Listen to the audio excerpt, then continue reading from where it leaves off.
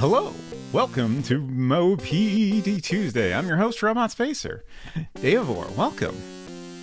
Thank you so much for stopping by. Hope you had a good stream. I was lurking a little at the end there while you were playing Prince of Persia. If anyone is not following Davor, highly recommend it. Lots of good pixel art and lately some great Prince of Persia and perhaps Father World in the future. 6-7, thank you so much for that resub. 24 months, oh my gosh, 2 whole years, and not even a quarter of that has been spent watching Maupiti Island. Indeed. Previously I was joking, I was mostly joking about trying to finish this before the next December. I'm starting to have serious concerns about that now. But we'll see what we can do. No complaints if we keep playing this all year, but it would be nice to finish it eventually. Let me catch up on chat here. Oh my gosh, Snowy Pete.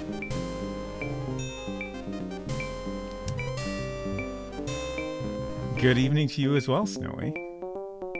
Hope you're doing well. Hello to Val, Unsecret Crush in the other room, Silver Streak, Game Dev Jeff, SH Don, good to see you.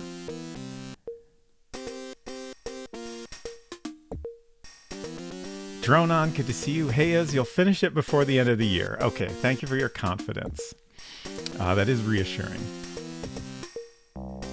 I think I got everyone. Hope y'all are doing well tonight. That is a great emote, the modified MS-DOS logo. That's very good. Dronan says, back from my trip. Now I can feel stressed about whatever I want. Oh no. I'm sorry to hear that, but I hope you had a good trip. Davor says, oh yeah, so I think we finally finished the background piece in 8 streams, which is another record for length. Nice. I am excited to see the final piece. Oh my gosh. Silver. Silver. Silver, thank you so much for those 2 gift subs. You've gifted so many subs, oh my god. To Offcliff and Necrotoaster94. Hope y'all enjoy your emotes and ad-free viewing. Elvish Cat, great to see you. Thank you again, Silver, for all the support. Kicks the hype train. Thank you, thank you. Don't worry about it. Okay, I'll try not to. So, last week, we finally, with some with some serious prodding, I finally found the book that was stolen from Marie's bookcase. And it turned out to be a chess book. And it's like a list of a bunch of apparently real, at least some of them are real chess games and the moves made during those matches. And I think most of us at least are pretty convinced that this is connected to the encoded message we found in the piano. And I had some interesting thoughts the other day that I'm excited to investigate. Silver says, what I'm going to do, not give subs? I mean, that is an option. That's a perfectly valid option. We kind of know what the numbers mean. Sort of, maybe? Yeah, that's the hope anyways. Elvish Cat says, ooh, I'm going to look up a quick description of this game. I can give you one. It was originally created for Amiga in 1990. It's a follow-up to Mortville Manor, another detective mystery game by the same studio, Lancour. It isn't really like a story continuation or anything like that. It's a separate story, but starring the same detective character. Who honestly, like, we don't really even learn that much about the detective. There's a tiny bit of background information about the character we're playing as, but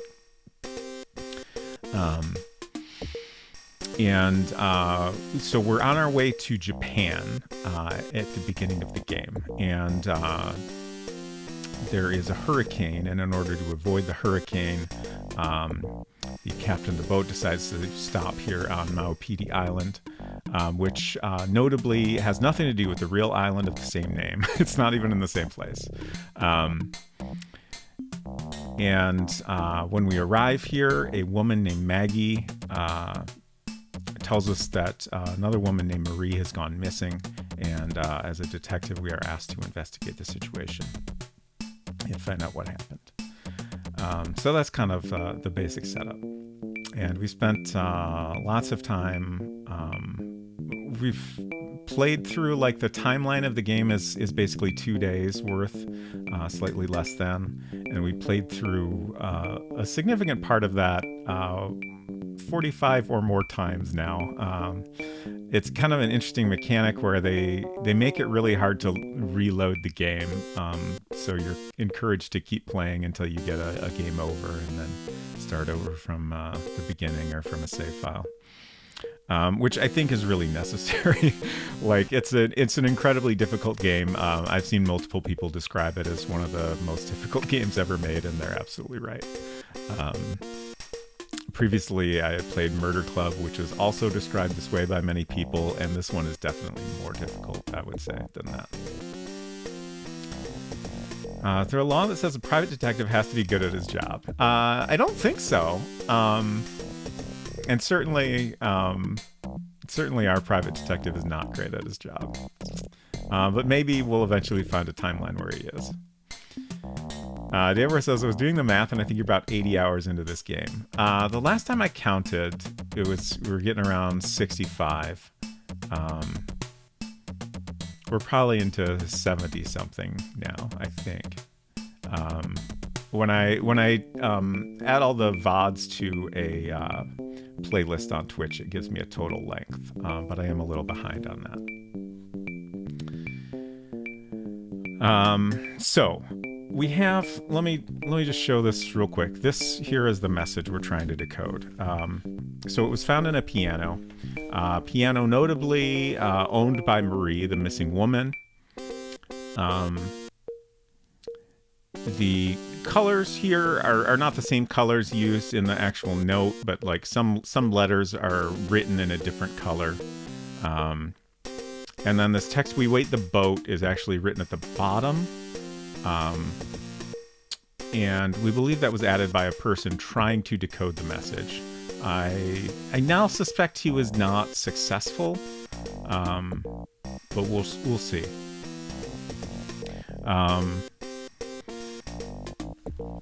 So, shoot, I should have made notes about the thoughts I had the other day, but I'm sure I can remember them in time.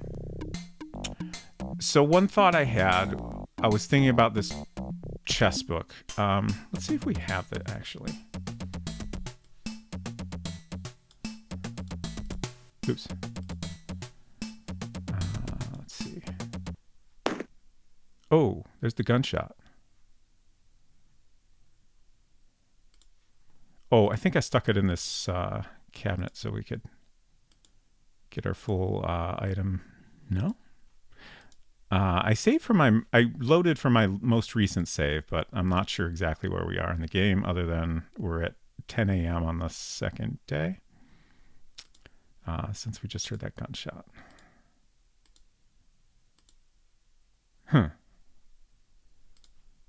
feel like this has to be a save where we have the chess book. No?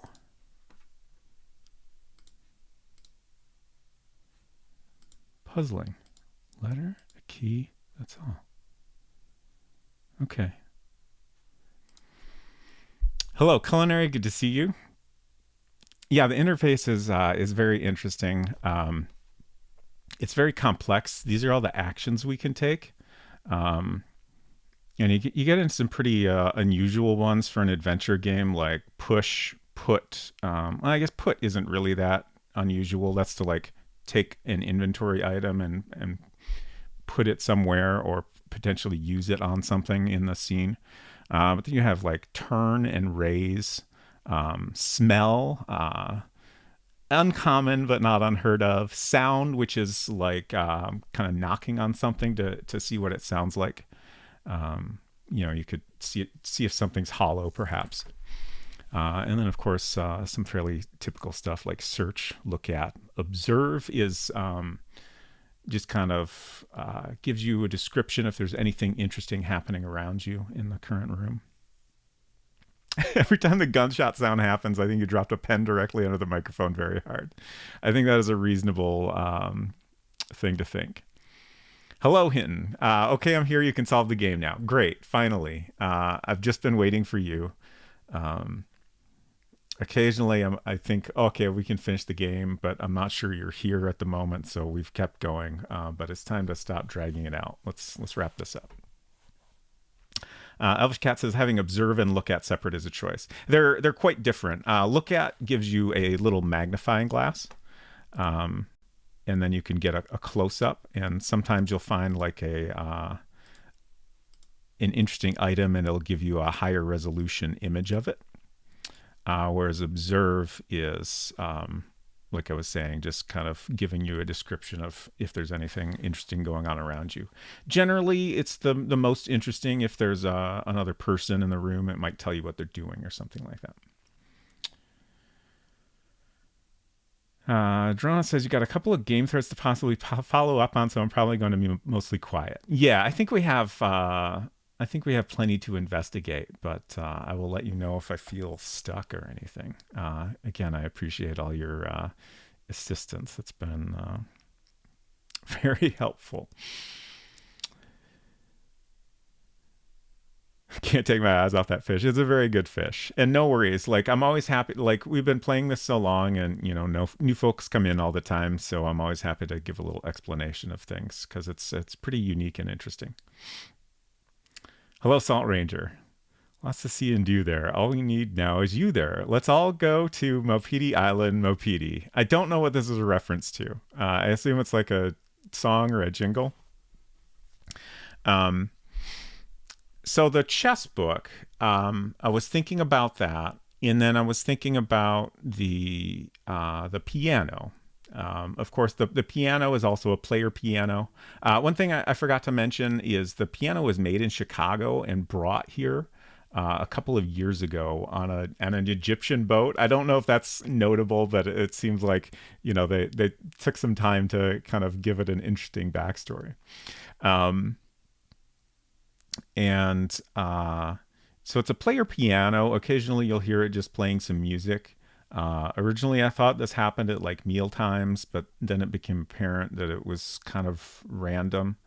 It doesn't so far seem to indicate anything in particular.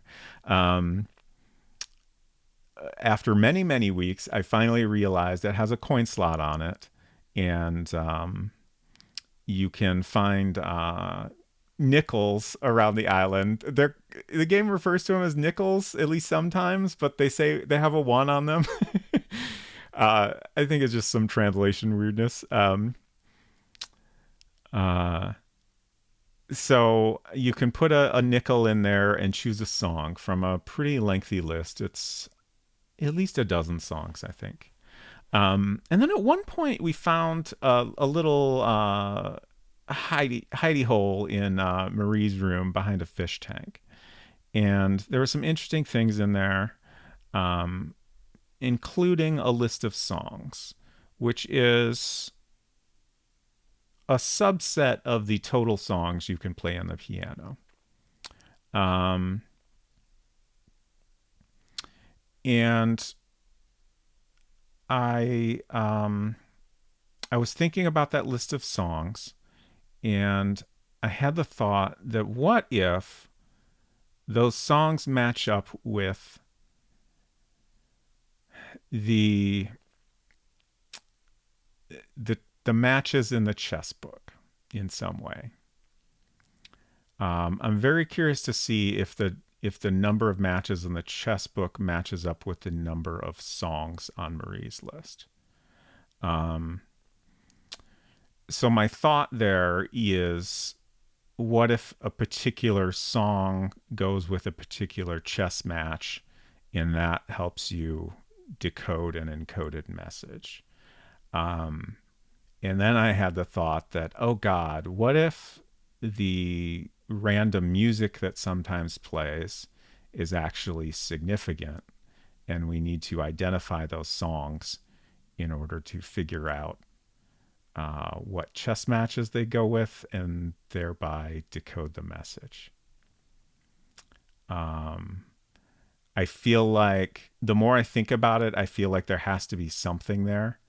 I feel like there's got to be a reason they give you a decent number of coins lying around the island to pick up and use on the piano. I mean, it could be just for fun, but I feel like they've made such a big deal out of the piano, and like that list of songs that Marie has hidden has to be meaningful somehow. I love a game that lets you overthink this hard. Yeah. I had how this game makes all these scenarios seem plausible. Indeed. Drona says the piano has been drinking and you can't find your waitress with a Geiger counter. Tom waits. Each has the value of 1 nickel. That makes sense. That makes sense. Thank you for explaining. Okay, Salt Ranger explains there's a kids show called Gullah Gullah Island. Huh. I don't think I've ever even heard of this. I'm opening another tab. You'll be not shocked to hear that I have not done anything with the tabs I've previously opened. Also, exciting story about tabs. Somehow last night I unlocked the secret 501st tab on my iPad. I don't know how I ended up with 501 tabs, but I did, and I was excited to see it. I hope it was just a fluke, because I shouldn't be allowed to have more than 500 tabs. I do have a sickness. This is correct.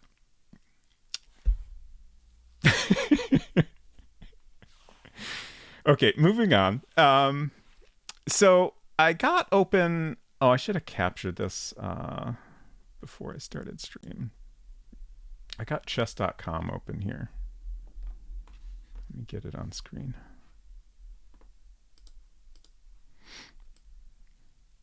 Oh god, there's so many windows. What? OBS, what are you doing? Why are there... Oh no. Oh, okay. I had an option on to show hidden windows, which was showing me a bunch of stuff I would never want to capture. Okay. There we go. Okay. So this is just chess.com here, and it's got all the spots labeled, which is kind of our first step in understanding chess notation. So I'm going to write this all down, and then I'm going to go back to a different page that kind of explains more about chess notation. We are going to spend a lot of time learning about this. I could have done it off screen, but where would be the fun in that, right?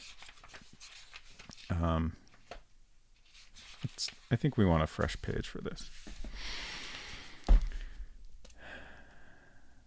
Unsecret Crush said, I think that was both on Nickelodeon and on At a Time You Were Too Old to Be Watching. Okay. Where's your iPad? I'll close the tab right now. No. Do not close my tabs. I need those. They're fine. Don't worry about it. Eventually, I'll accidentally close them all, and then it'll be fine. It happens. Maybe they secretly go up to 512. I think sometimes it gives you like a bonus tab if you like open a link.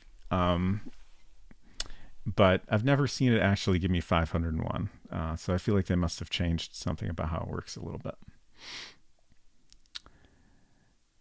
Do you? Yes, I do. Looking forward to the tab closing stream? Absolutely not. Y'all can't see my tabs. No one needs to see that except me. Okay, so we have, starting at the bottom, 1 through 8 going away from you, and then from left to right, A through H. So that like identifies all the squares of the chessboard. I think I'm going to draw myself a chessboard that's like double so I have a little extra room to write in.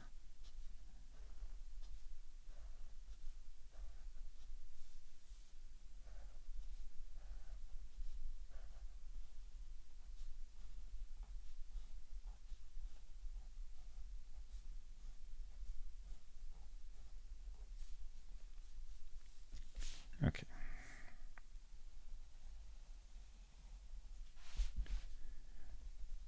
I probably should have got some music going again, just for my own enjoyment.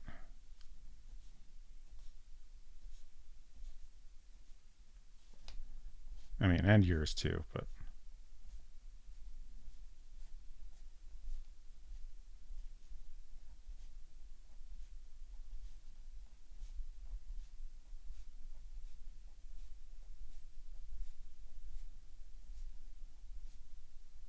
I can see in my peripheral vision the chat moving. I wish I had chat right here on my desk when I'm trying to do a bunch of drawing.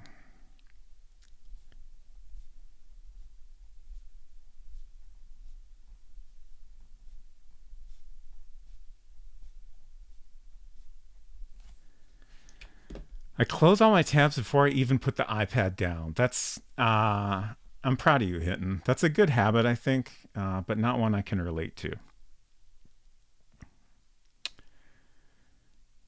Culinary said, nice, I just made my first cast iron skillet pizza just a few minutes ago. Oh man, that sounds good.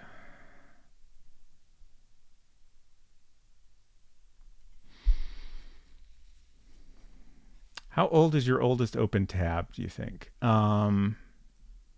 Probably my oldest open tab is, I bet, like 5 years or more. I don't think I have that many. Well, no, that can't be true because I closed them more recently than that. But I bet it's at least a year old. Sometimes I do have, like, my earliest tab is multiple years old. I'm sure that has happened at least once.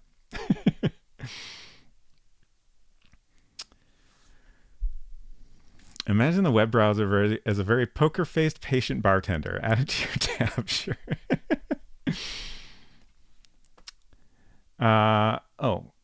Silver said, wow, I was wondering how HSR was going to handle a map and was totally surprised to see them add fully 3D map for a specific area. Oh, interesting.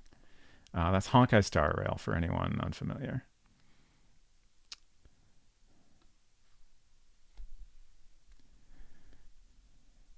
Silver says, I explicitly do not keep tabs. If that browser is closed, those tabs are gone. Again, good habit. I will say, oftentimes I'm glad I kept a tab open. Often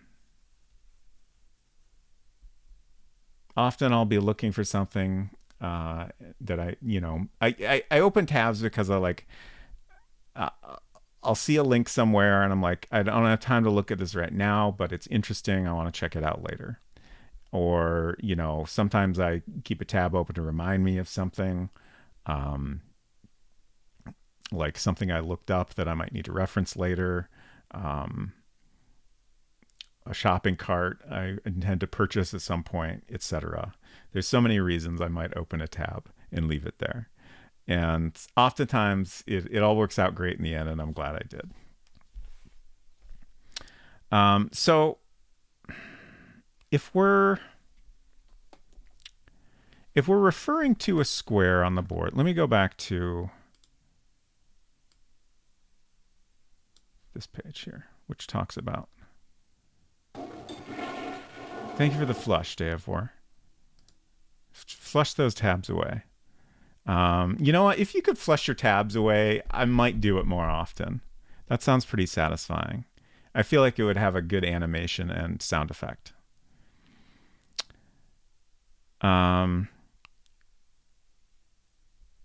Maybe I should just read this.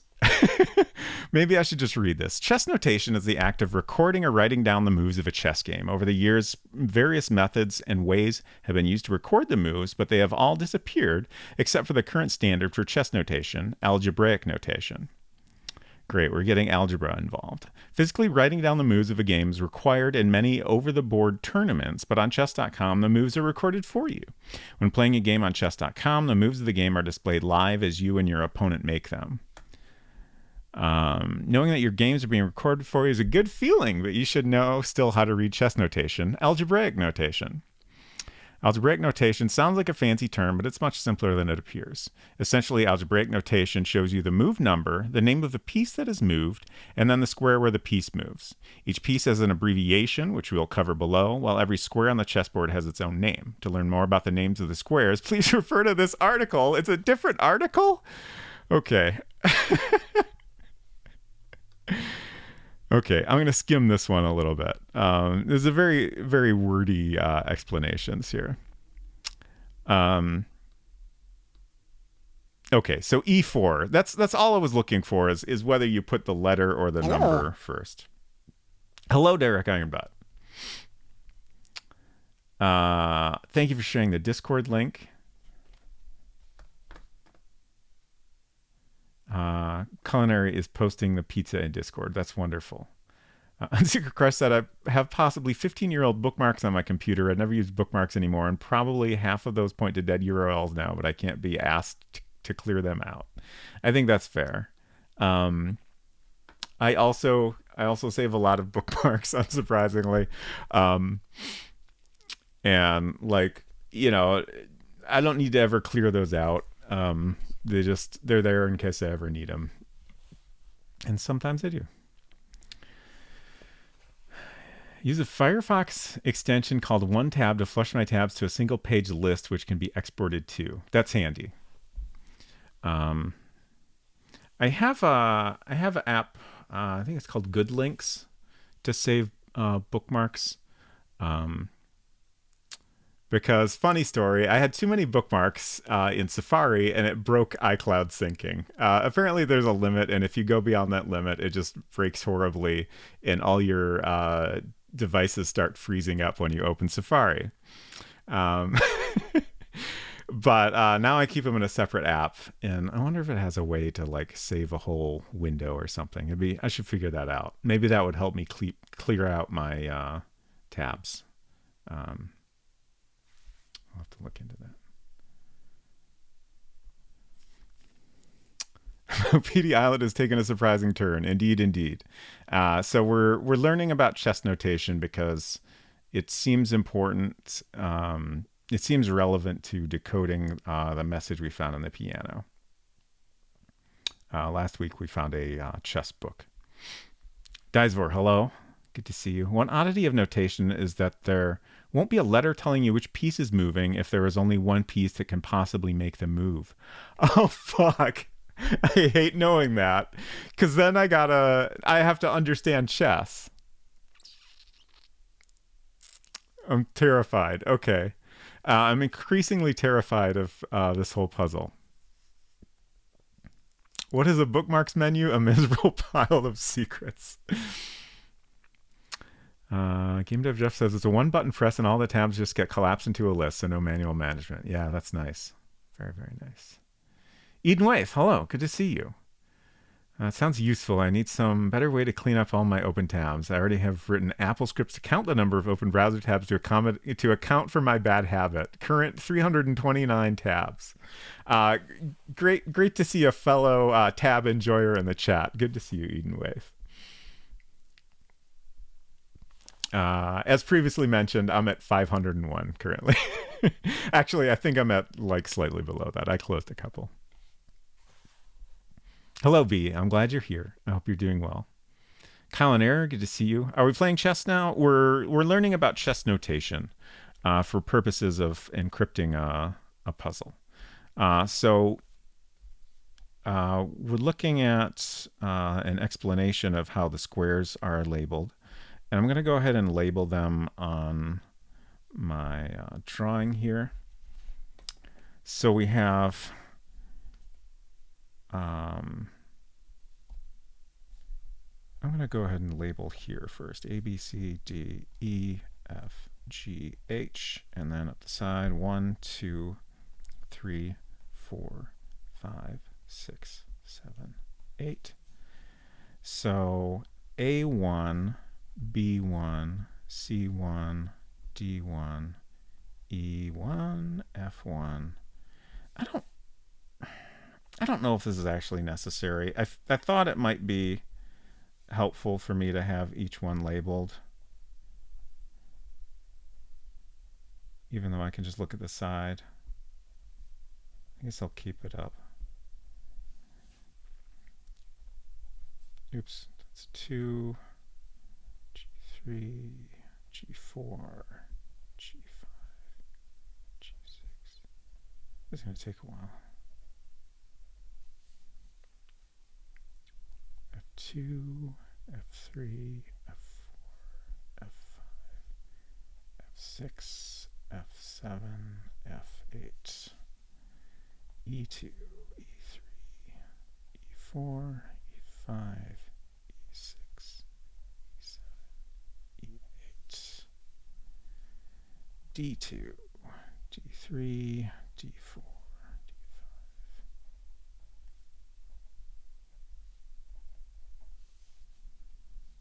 D5, C2, C3.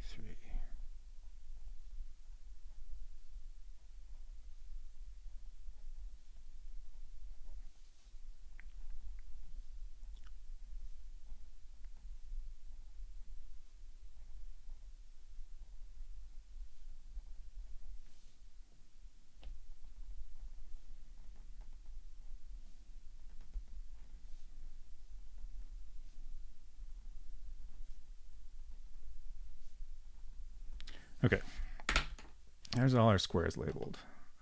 Let's enhance.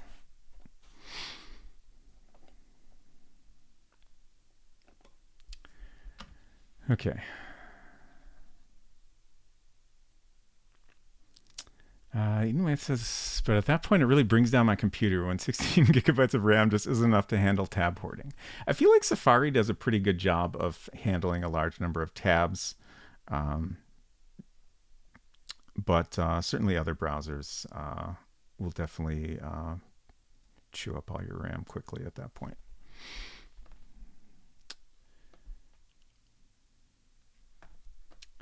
Dronan says, if it makes you feel better, this is the second most difficult puzzle in the game. I mean, aside from the game design itself.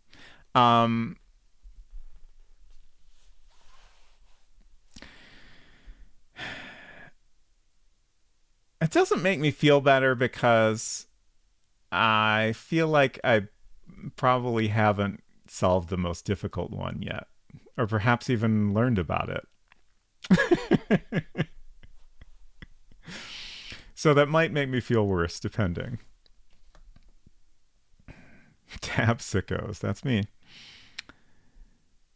Hinton says, I recently stopped my iPhone, iPad, laptop from sharing open tab lists with each other. iPad Hinton doesn't need to know what laptop Hinton is doing.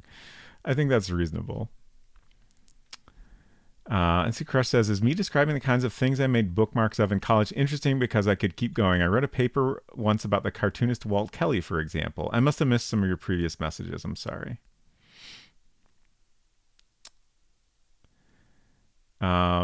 Every single page in the bookmark folder about dealing with fleas no longer exists. I remember that.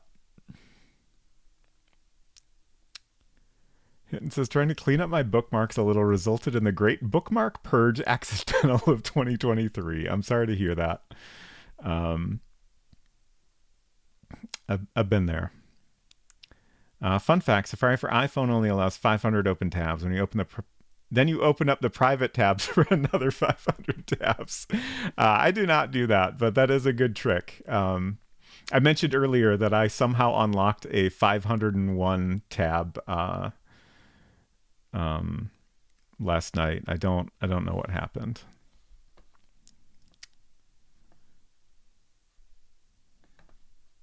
This is going to be a seventh guest chess-like puzzle. I don't know. I don't think so. I haven't played the seventh guest, so I don't know exactly what's involved in that puzzle, but I think it's fairly different.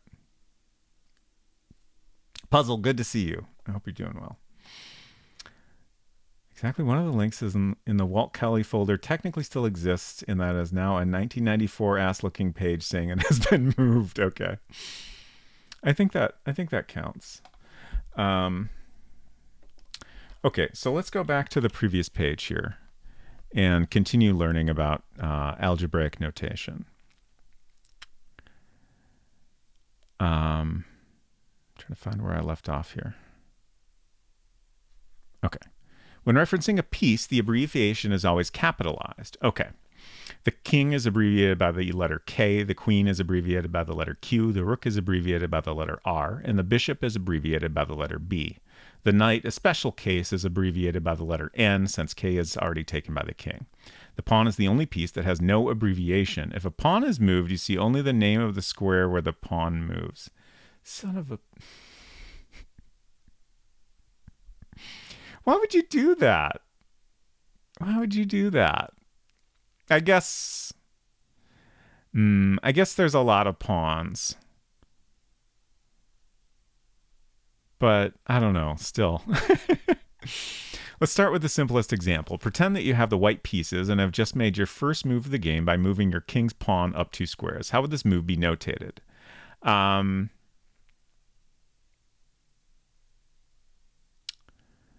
Okay, so here's another thing I don't like about chess notation is it doesn't tell you where the piece starts. I guess you have to know that from the previous moves or, where the pieces start at. So I think this would just be abbreviated as E4, right? Oh, it starts with the number of the move. Okay. Since the first move, algebraic notation dictates that we should start with 1. Then we would find the square where the pawn moved. In this case, the square is E4. So this move is read or recorded as 1 period E4. It is that easy. Continuing with this example, let's say we have placed our knight on the F3 square for the second move. How would this move be notated? 2N F3.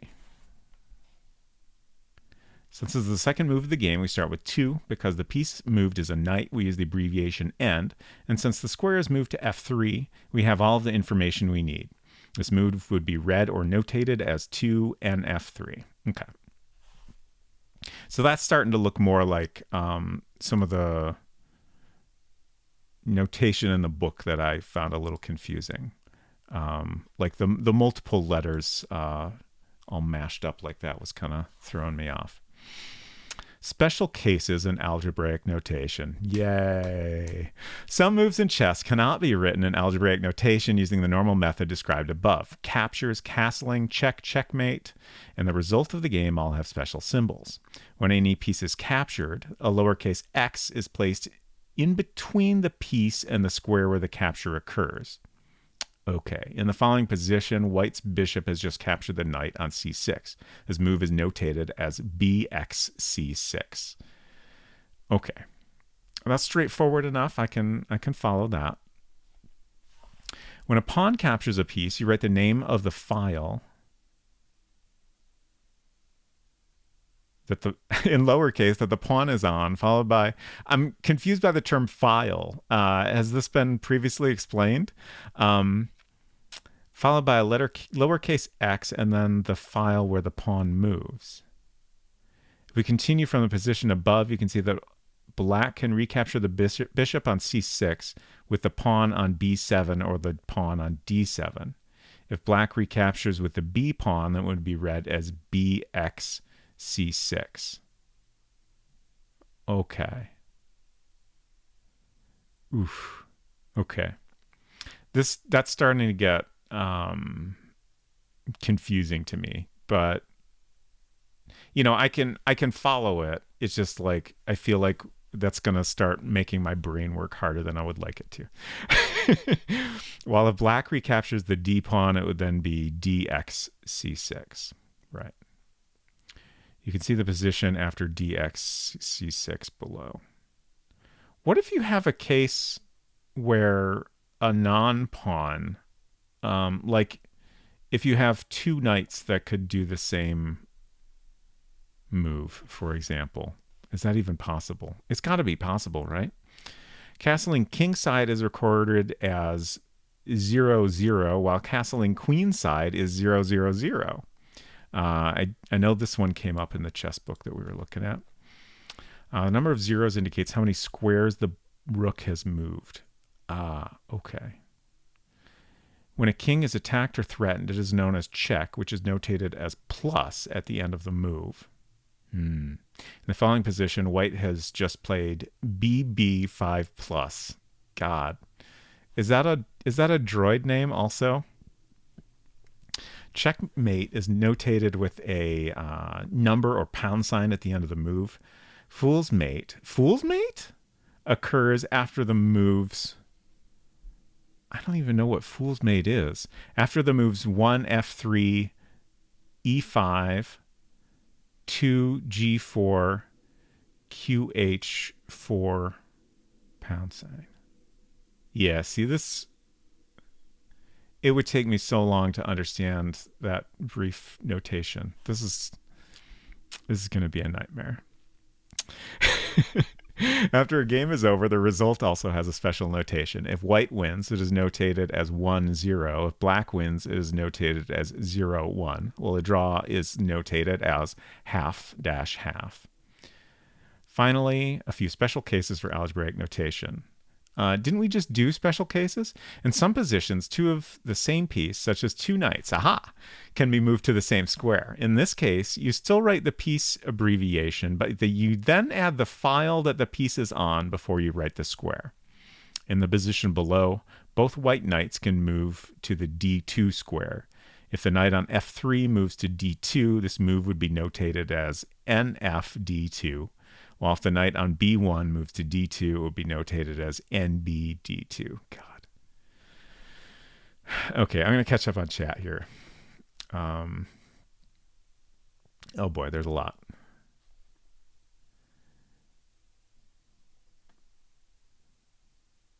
I like the horsies because they move in an L. Yeah, I like that too. It's very nice. 90s web pages require an under construction GIF. Yes.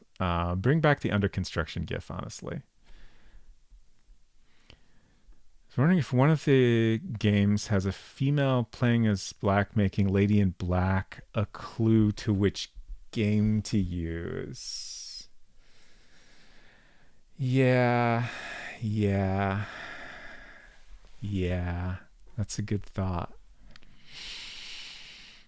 I feel like there was another aspect of my thoughts before stream that I hadn't shared. Maybe not. But yeah, I do wonder if we're gonna have to somehow match up songs with chess games.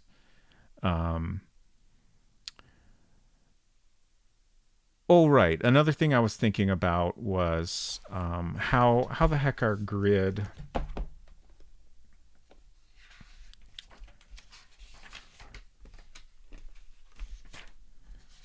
of our encoded message matches up with a chessboard at all, if any.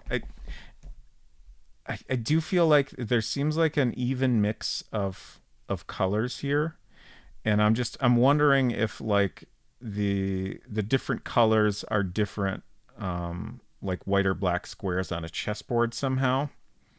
I've also had the thought that like our grid is 16 across and 11 down, I think. Yeah. So like this could potentially be, we could have two chessboards side by side and then some extra at the bottom, which makes me wonder if maybe this message is cut off, like it's supposed to be 4 complete chessboards or something. I don't know. Another possibility of this is that this is just all jumbled somehow. So like it's not like a visual representation of a chessboard in any way, but it still matches up somehow. I really don't know.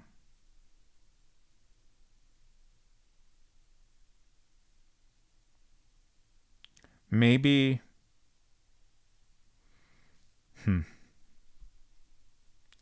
maybe Maybe this is a very long message, and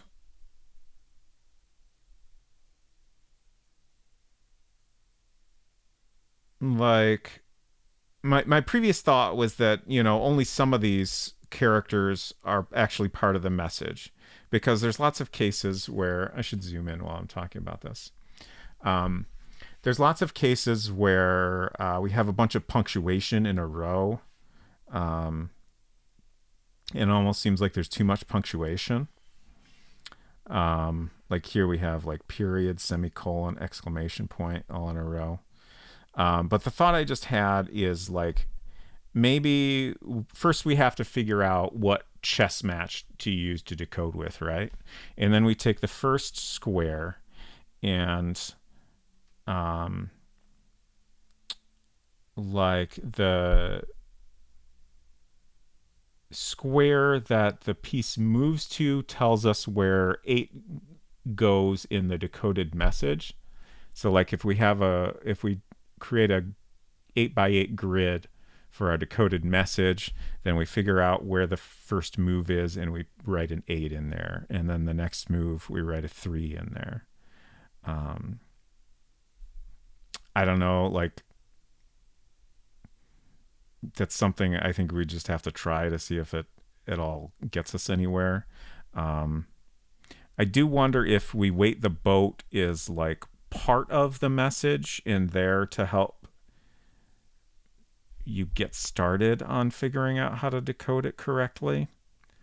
um, I don't know. I definitely feel like it's going to take me a bit to make any sense of this. There's an uncategorized link simply labeled "The fun starts now," and I have no idea what that used to be. One of many mysteries in a 15-year-old folder of bookmarks. Dronan says there's a 7th guest speedrunner who often tunes into anyone playing the game. He's super helpful and chill. Nice. Kyle and Air asks, have you ever played chess before? I have. But it is not something I do very often. And I was never particularly great at it. And I also haven't done it in a really long time. I don't think I gave you a shout out yet. And now I've lost my place in chat.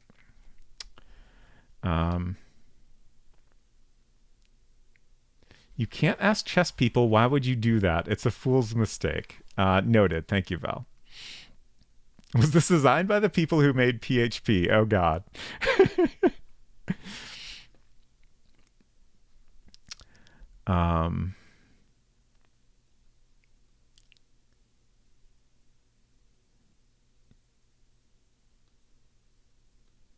The game's chess book may be using a slightly different notation. There are a lot of historical variants. Oh, good. Okay. Well, I feel like once we know the basics, we'll go look at the book again and figure out if we have any questions. Rank is columns, file is rows. Okay, thank you. Culinary. And 6-7.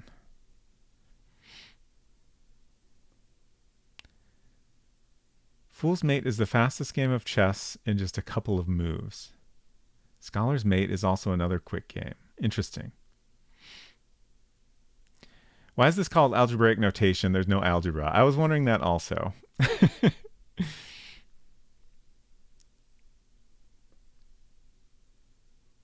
Next up, we'll learn the rules to backgammon.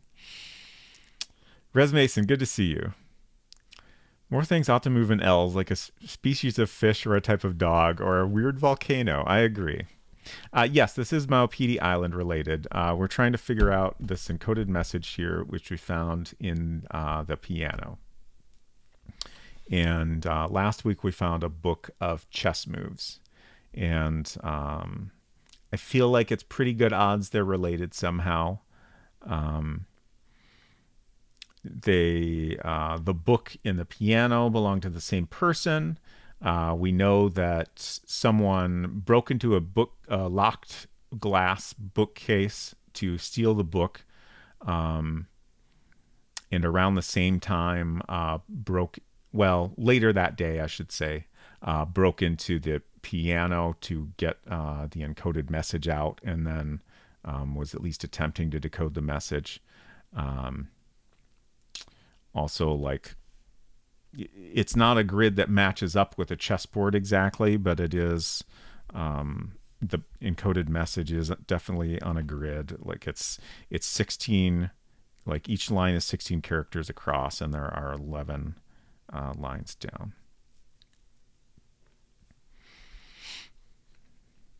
The massive stones on those game designers making people learn chess to beat just to beat their Vibiogram. Yeah. Um, it's it's wild how complicated this game is. Like,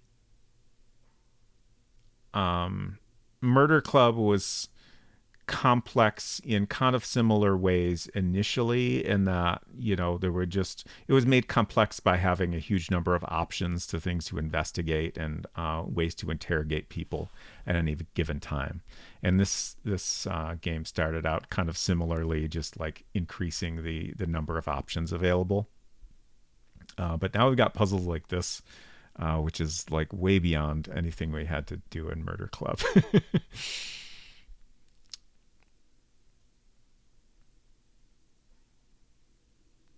It's just the early version of my game also contains a fully playable in-world card game.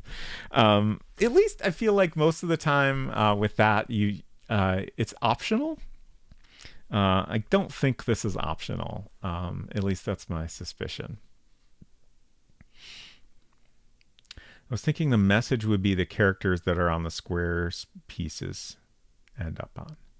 Yeah, like that's the other option, right? Um, but I don't know.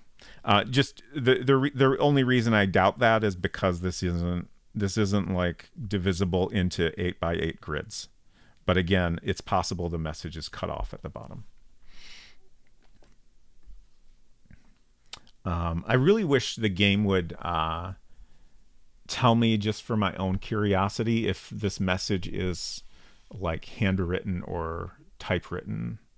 Um, in particular, I really want to understand if a piano it somehow prints the message, or if that's just like a hiding spot for the message.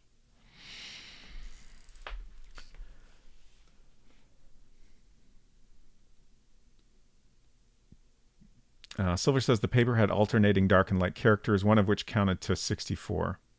Okay, I was wondering about that. Let me actually count right now. I'm just going to count quietly to myself.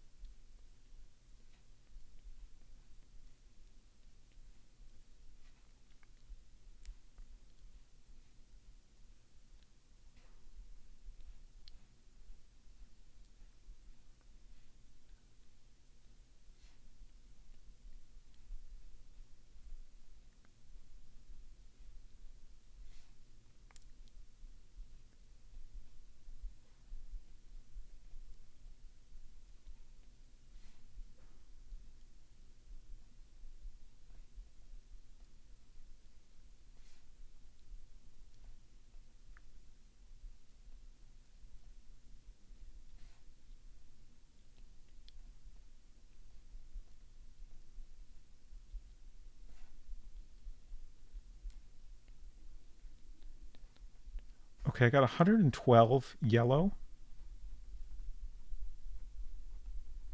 That's a lot.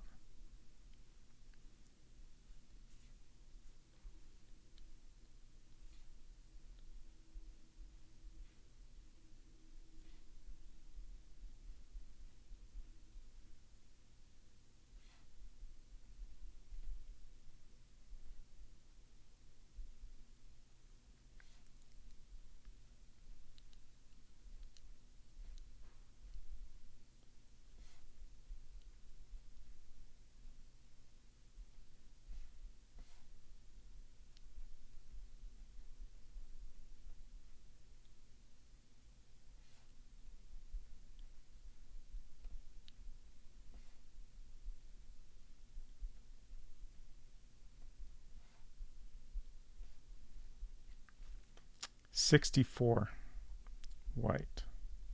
I don't know what colors these matched up with. I think the text in the game is written as blue or brown. So, math. Okay. Yeah, so a chessboard is 64 squares. So that makes me wonder if we actually just take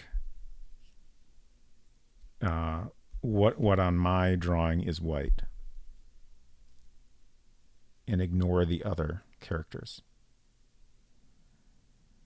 And if I were going that route, I would go in order, left to right, top to bottom, and just like a dash goes in the first square, a 4 goes in the second square, R goes in the next. And then we'd get a single chessboard that has all those characters on it. That seems like the best bet at a place to start.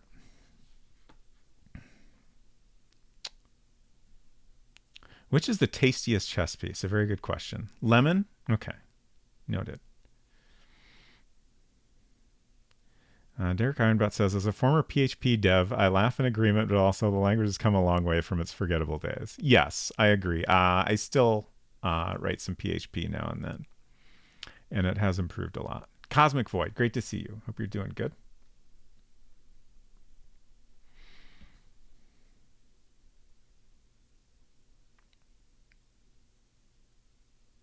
Does the bottom right corner say squat? It says T-quat, actually. Close, but not quite.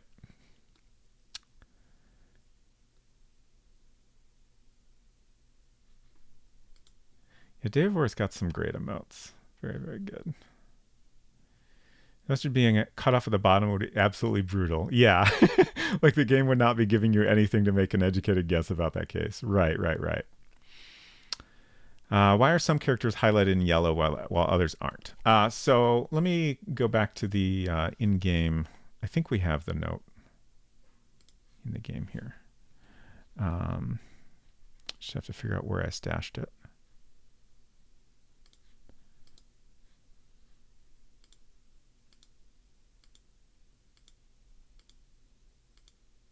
Not there. What? Search.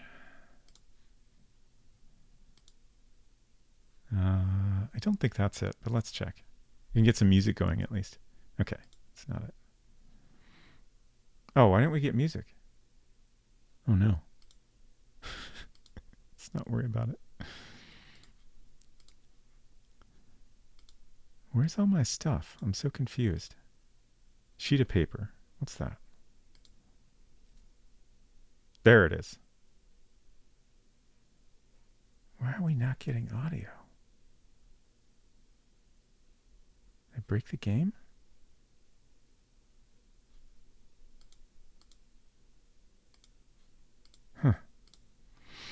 Huh. So here's the message in game.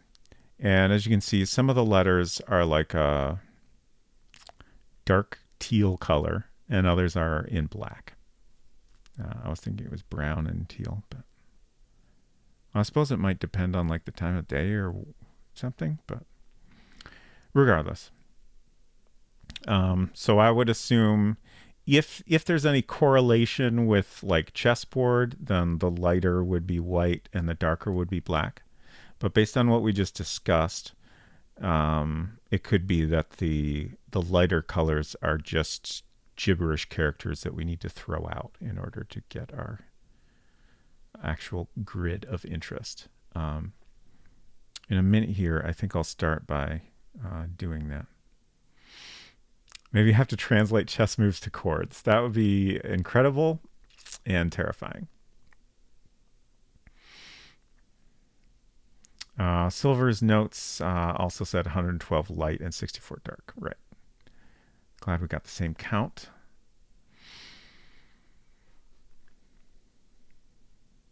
Remember how young and innocent we were trying to crack this without a cipher. Yeah. I mean, I think it was reasonable and useful to spend some time thinking about it at least. Okay.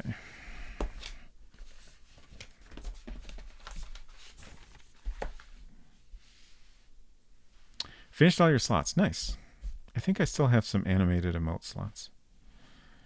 So let's get myself another 8x8 grid here.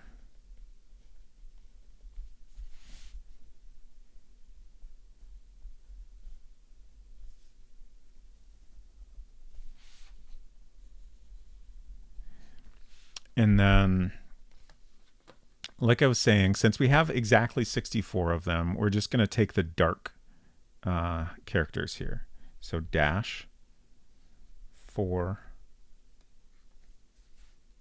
R B dash L O A X T S U. I believe that's a plus,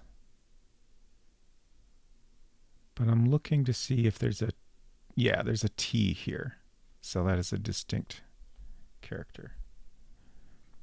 J R 9. Not to be confused with a G. O G. I'm just going to write an arrow that says 9 just to remind myself. T N V W F E W A I H W exclamation point T3 B Q, another exclamation point T E K question mark. Oops. My question mark got weird on me. I don't know. I just apparently wanted to do more with it. L D E A. Huh. It looks like it says idea, but that's an L. 2 U H S X M P G A O F U 1. Another plus. I do like that it looks like it says tater here, but that is another plus, so it doesn't actually. A R Q Z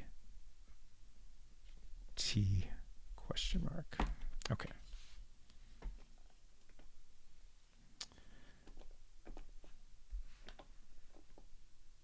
So that's what we ended up with. So then this gives us a good starting point to say, you know, take a game from the book, and then, you know, if the first move the piece ends up on a particular square, like we write that letter down, and then we just presumably take the space that the piece ends up on in each move.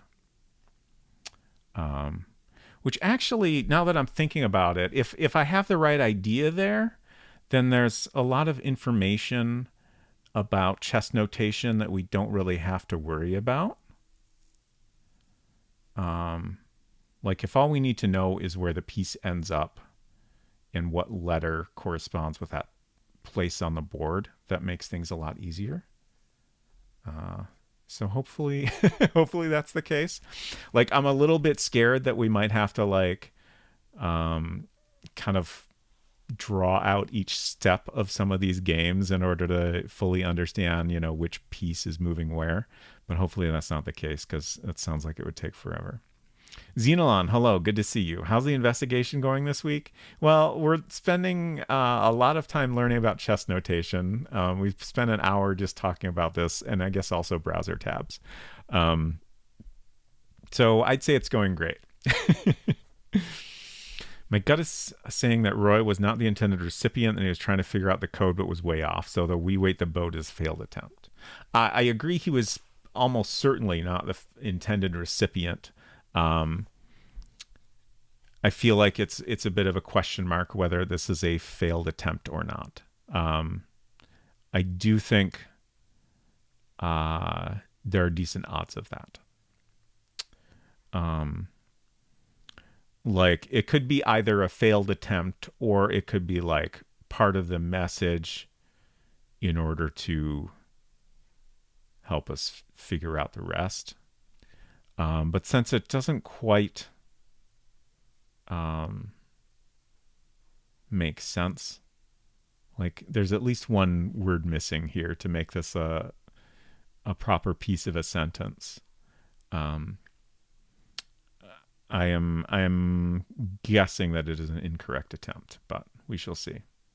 Hello, Verdantry. Good to see you. Hope you're doing good. Calendar says there's multiple chess games, right? Maybe We Wait the Boat was from one of the games, but not the right one. Yeah, I do think that's a definite possibility. I do think probably figuring out which game to use is going to be important. And I can't help but think the music is key to that. Which shit. I hope my music's not broken, because we're gonna need that at some point. Unless it's we wait period the boat. Could be, although we do have a lot of punctuation in the grid. So if if there's meant to be a period there, I would think that would be part of the encoded message.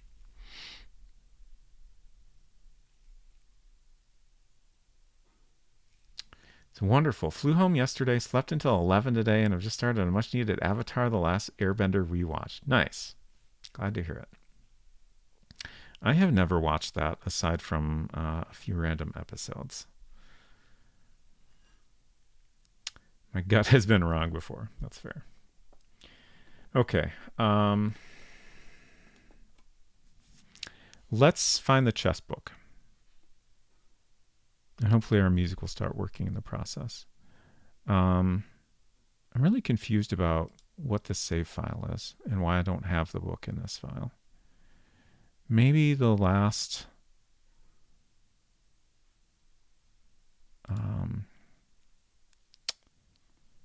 save I made was right before we grabbed the book, and then I didn't save afterwards.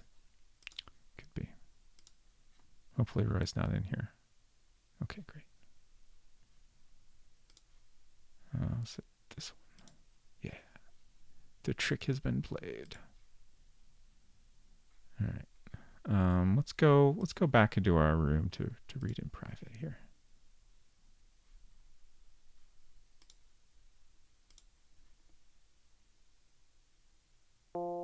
Okay, good.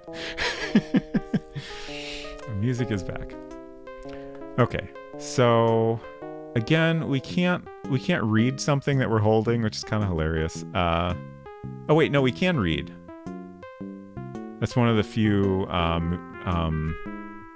actions we can actually do. Okay. So I think this is the first match. White Kermer de Legal, black amateur. And then, so we have E2 e4. So e2 to e4. So that's a pawn moving from e2 to e4.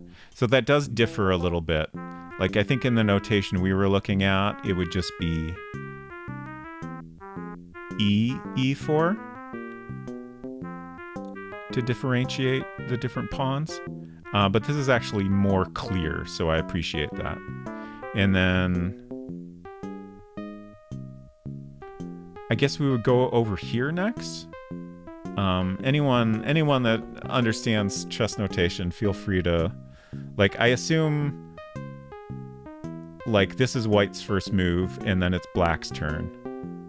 So then we would go over to this side, and then come back here, right? I think that makes sense. So then black is basically moving the opposite piece from e7 to e5. And then we have c is... shit. Is that for the rook? Or am I forgetting something?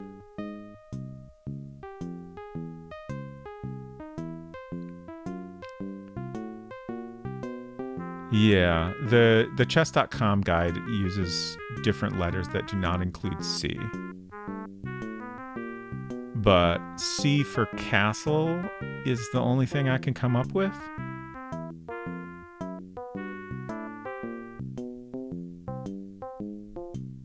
I think C refers to the row.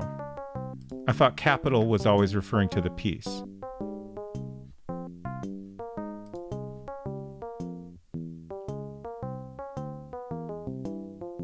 Yeah. G1 to F3 would be... yeah, that's going to be a rook, right? Oh no, that's a knight.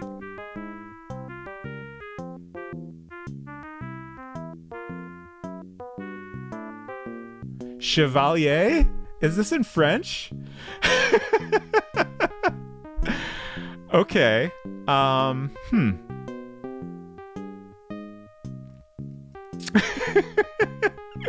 All right.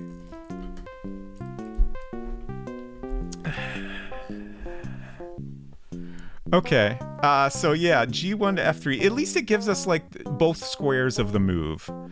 That helps a lot. And then D7 to D6. So then we have F1. So that's a bishop?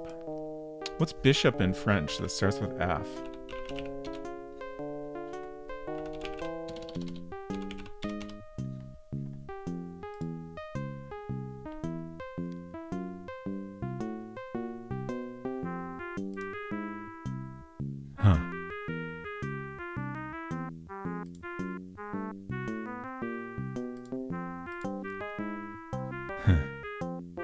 Can't come up with anything.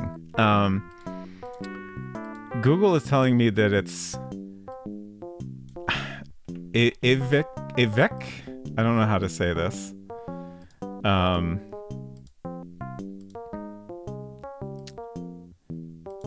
Since we have some Spanish in the game, I thought I'd try that, but that doesn't seem to give us anything that starts with an F either.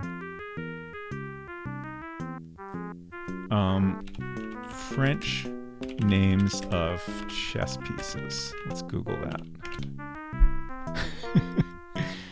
What are the 16 pieces called in chess? That's not has anything to do with French. Cavalier.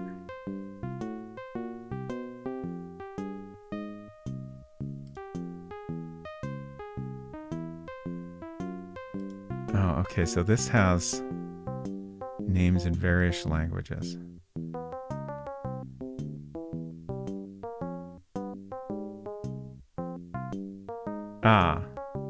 Oh. In French, it's fou, also a jester or a fool. So that it does match up with the bishop. That's fascinating.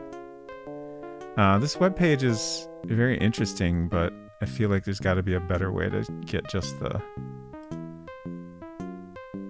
Oh god, this is not displaying.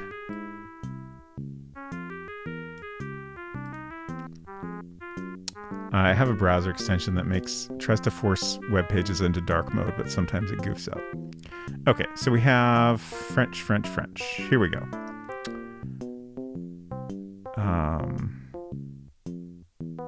Is that just the name for the board as a whole? Oh, it is named for the game. Okay, got it.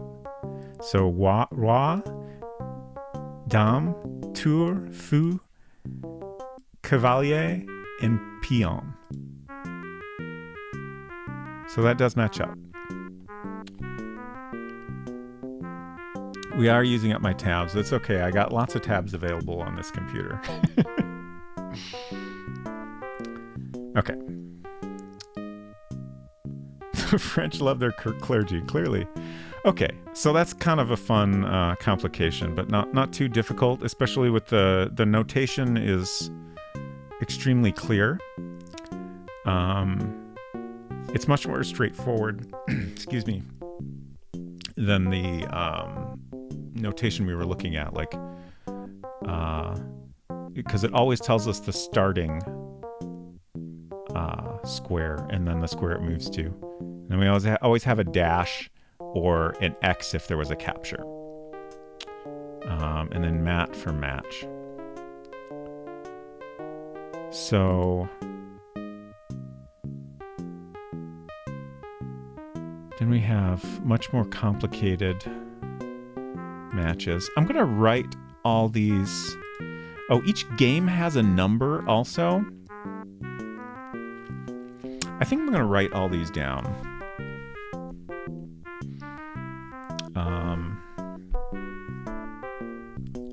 For Paris 1750, white is Kermer de Legal, black is an amateur.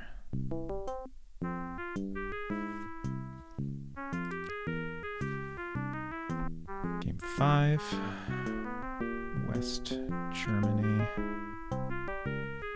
1908. White is Dr. Torber. Black is Menke.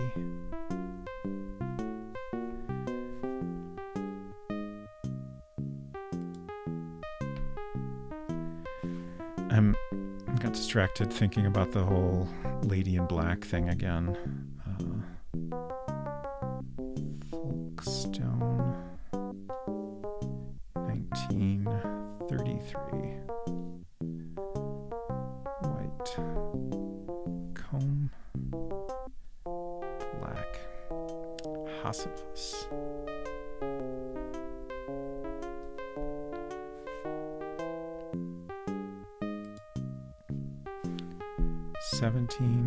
It's interesting that, like, are we meant to think that we're skipping pages here, or what? Berlin, 1950. White, Le Mans. Black, Schultz.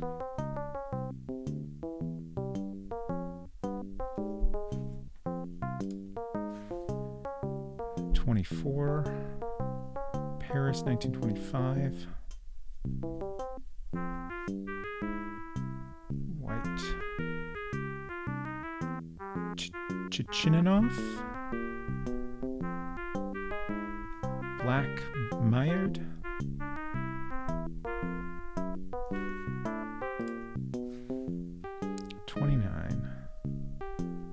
Barcelona, 1896.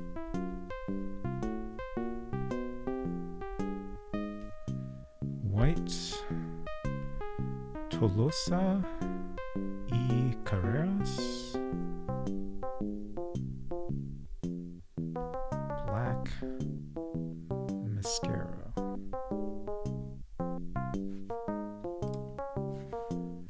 Number 33. Amsterdam, 1950.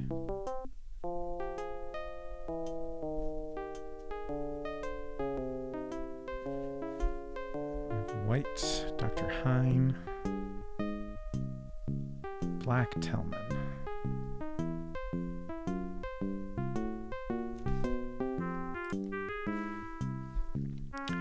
38. New York, 1937. Now, so these aren't in order. That's interesting.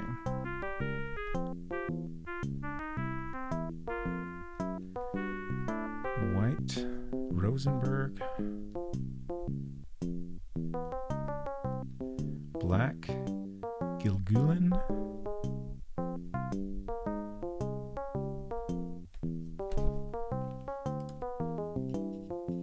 '45. St. Petersburg, 1876.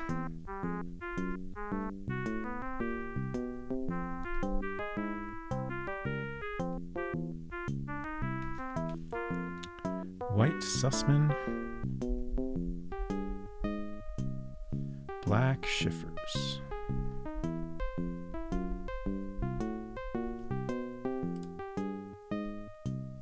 And that goes on to another page. 52. Vienna, 1908. Oops. White, Perlis. Perli. Black, NN.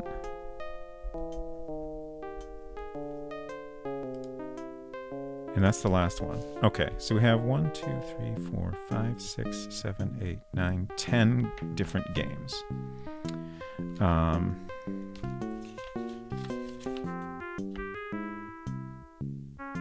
Okay.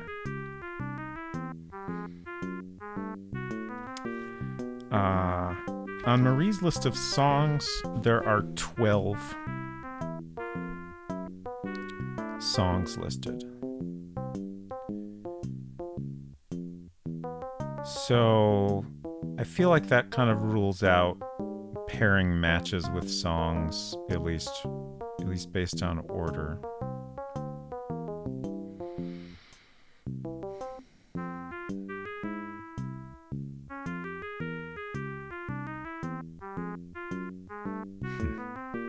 Yeah, I don't know. Catch up on chat here.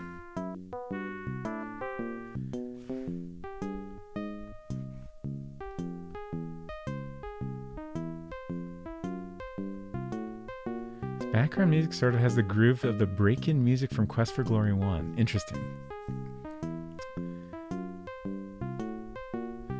Derek Ironbrett says, I'm calling it. The next puzzle will be to transcribe this game music, and the melody will give us the note letters, and the rhythm will give us the numbers. Then we can decipher this note. That sounds right. SH Down says, at least they're not doing the Amsterdam game with Dutch names for the pieces, the New York one with English names, and the St. Petersburg one with Russian names. That would definitely be complex. Pizza Pig posted. Nice. So how do we figure out what match to use? My thought was that the music might be key to that, but if we can't find a logical way to pair up songs and chess matches, I don't know how to do that. But I do still kind of wonder what songs are playing leading up to this message appearing.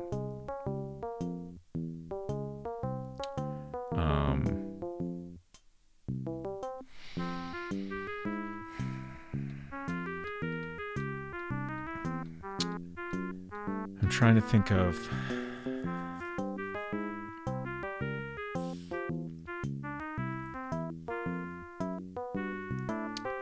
what to do here.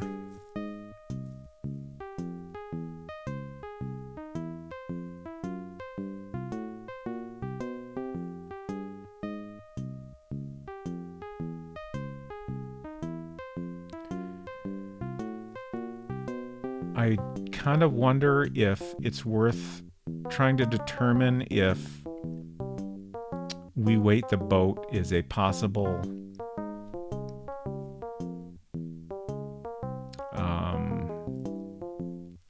like if we could take what I have in mind here and get that message using a different match, then that could potentially tell us that I'm on the right track. We just have the wrong chess match.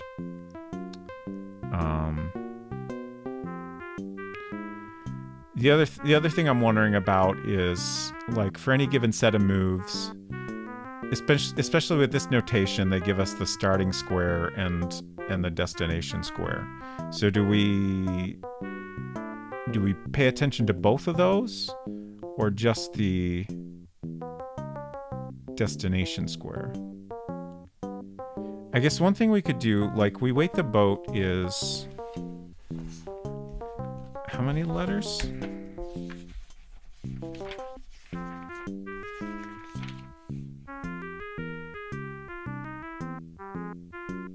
$13 letters. So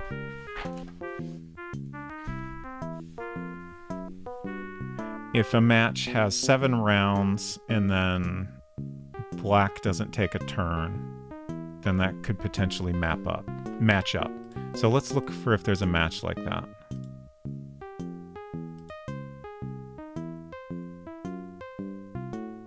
So this one has 14 total moves.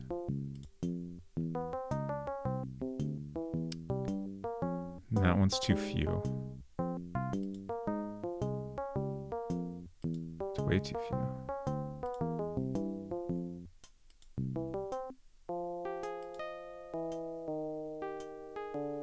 Oh, okay. So maybe he just looked at the first one. Let's try this. Although, already I don't think this quite matches up. I'm going to go ahead and...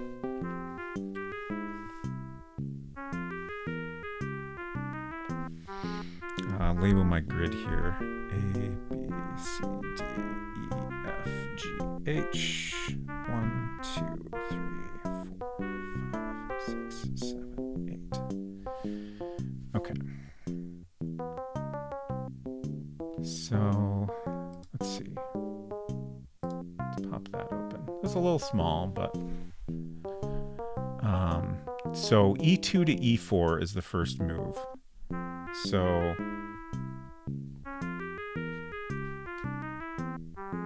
moves from A to... God, is that a C? I'm pretty sure that's a C. So that already doesn't match up.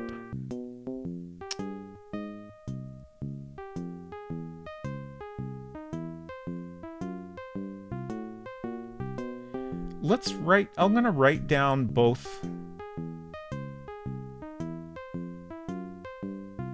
letters. And then we can look at the message in both ways. Maybe I'll just write it both ways completely separately. So we have C, or we have AC for our first move, and then we have E7 to D5. So that's T to W. So W or TW. So we could have ACT and then a new word. Obviously, this does not include spaces.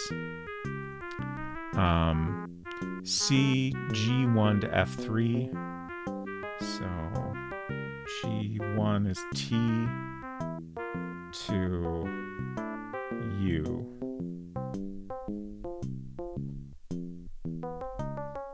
CWU. ACT WTU. Like, this doesn't seem like it's going anywhere. I honestly, like, the process of this, like, has me almost tempted to just go through each one.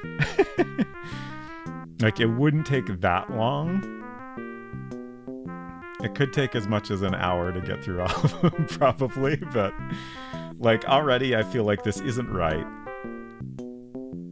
It's possible the whole premise of what I'm doing is wrong.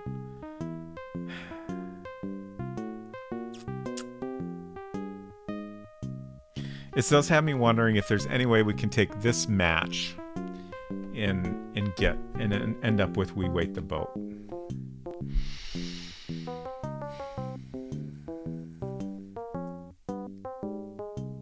A list of the players' names? Sure.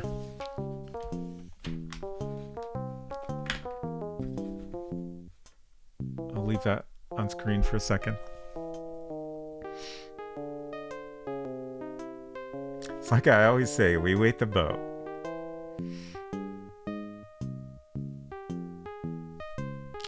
Got it? Good.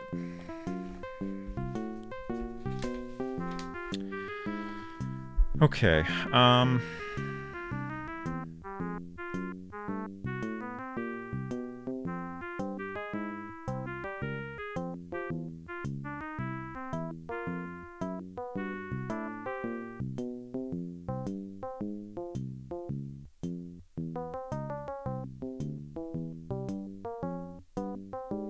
I'm just kind of thinking over things.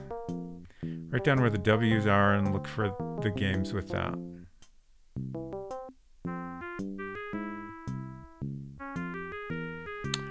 Yeah.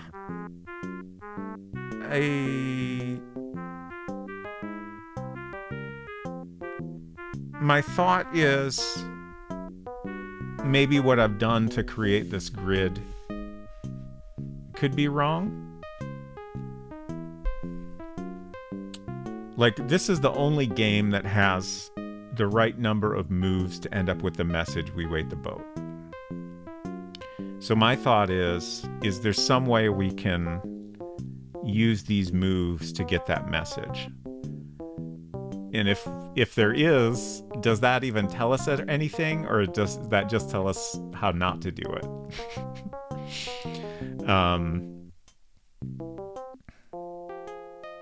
Like, it could be, if that works out, you know, maybe we have the correct process. We just need to figure out which match to use. Or it could be that we've used the completely wrong process, just like Roy has. It's hard to know for sure. Didn't we already figure out how he got that message? If you just read the message from left to right, showed all the letters. Right, like I determined that if you went through the message, like, you could find all the letters in the correct order. So that before we were assuming there was some decoder where you're like putting a piano sheet with punched holes in it over the piece of paper, so then like only the correct letters would show through, which, you know, it's still possible that's correct, but now that we've got this chess book, I feel like that was the wrong idea. Because clearly, like, Roy found this book, and that led him to getting the message, and then shortly after getting the message out of the piano, he made an attempt to decode it. So, like, I think there's a connection there. I still feel like the music is somehow part of it. Like, maybe that just tells us the correct match, or I don't know.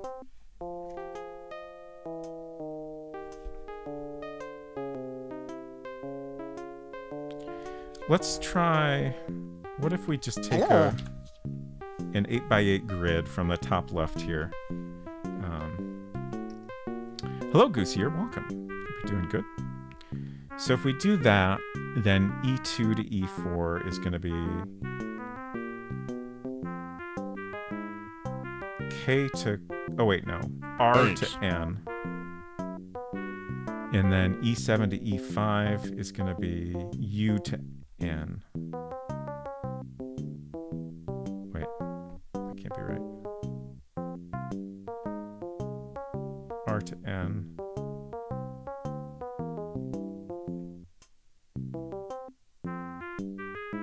Wait, what? Oh, I see. I'm looking at, I divided this up. I put weird dots in here, and I was confusing myself. Okay, so that goes from K to question mark, and then U to N. So already I feel like that's not right.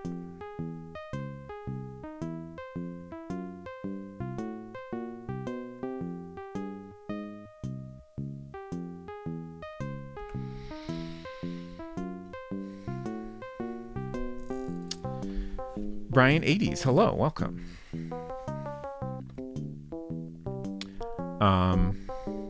It matches if you do the numbers from top to bottom. Instead, maybe they got that backwards.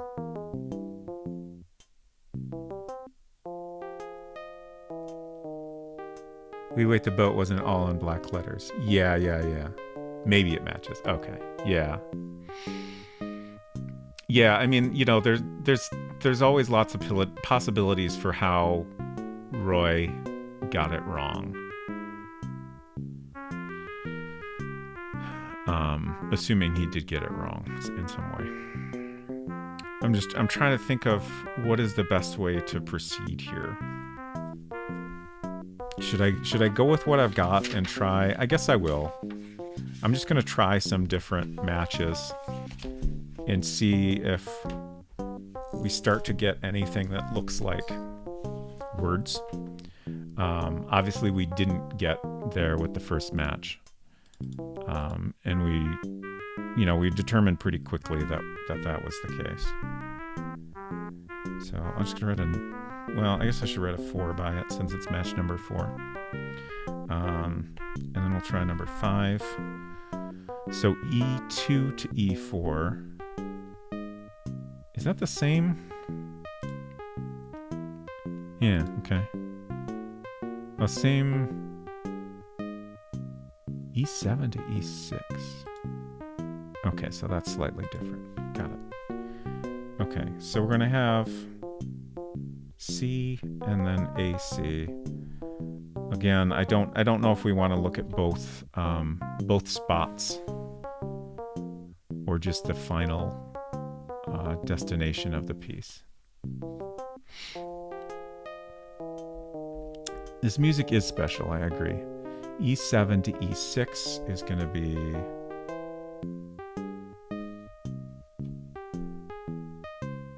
plus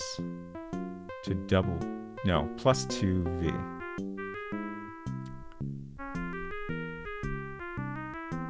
So already I feel like that is probably not right, but we'll do another one. D2 to D4 would be G to T.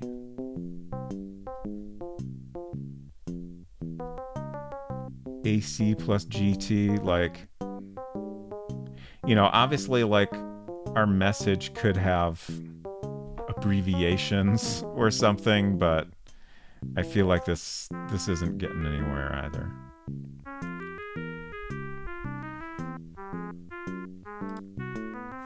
I'm giving myself space in case I ever want to come back to any of these. So this one starts out with D2 to D4, which is G to T. Oops. T. And then GT. Alrighty, that seems kind of unlikely. C7 to C5.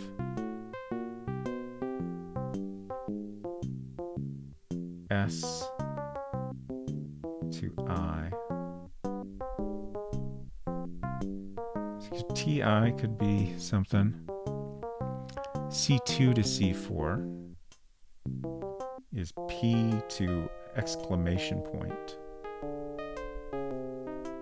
Yeah, so that's TI exclamation point doesn't seem... I suppose another thought to have is this message necessarily in English? And then we have C5 to D4.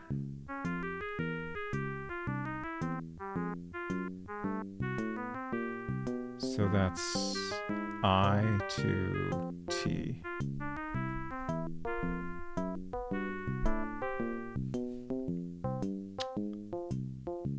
Get zip it. Alright, next one. I feel like I'm just wasting time here, but I'm not sure what else to try at the moment. It seems like it could... Like, if nothing else, it'll tell me if I'm on the right track at all. C2 to C4. We just had that one, didn't we? No, that was D2 to D4. Okay. P, oh right, P to exclamation point. So starts with exclamation point or starts with P exclamation point. That already seems like it's got to be wrong. So I think we'll skip that one.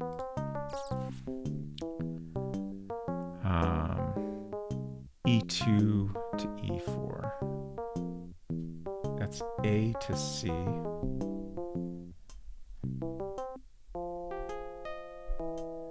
E7 to E5.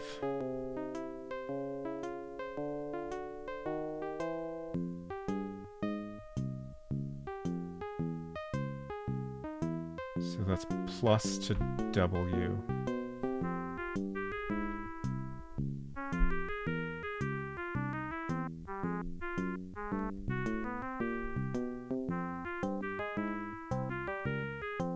F2 to F4 is O to K.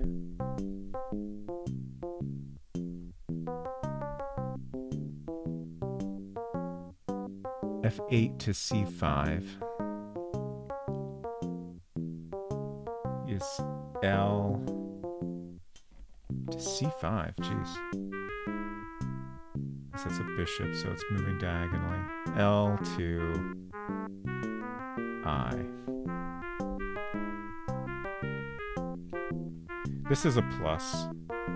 Sorry, not on screen here. This version could potentially still be something, maybe. F4 to E5.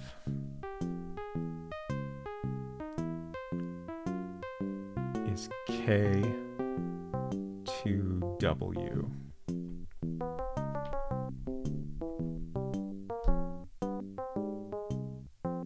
I don't think this is going anywhere, but I'll keep going. I mean, there's only 2 more turns here. F4 to E5. So that's another K.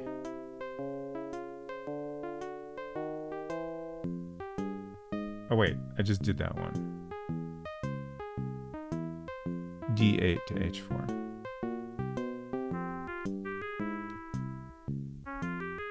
D8 is B.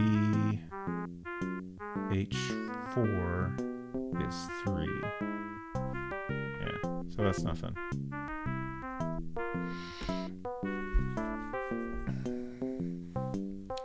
It's all making me realize various small details to add to the guide. Great.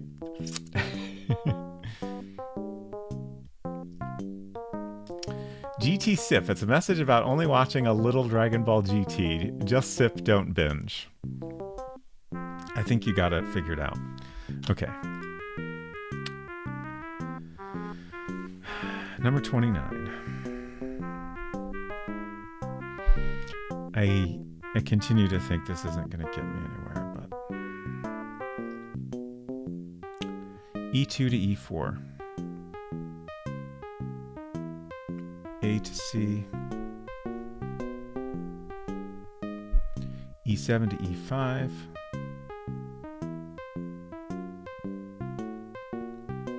Plus to W.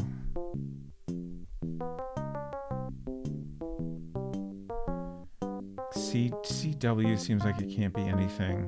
And then AC plus W, we've gotten that multiple times now. G1 to F3. T to U. Oops.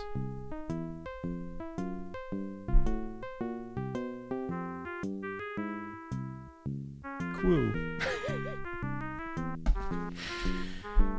I don't think this is anything either.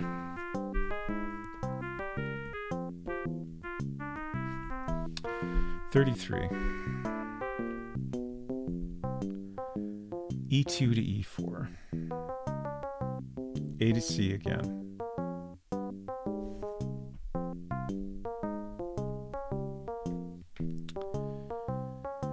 G8 to F6. So that's R to W.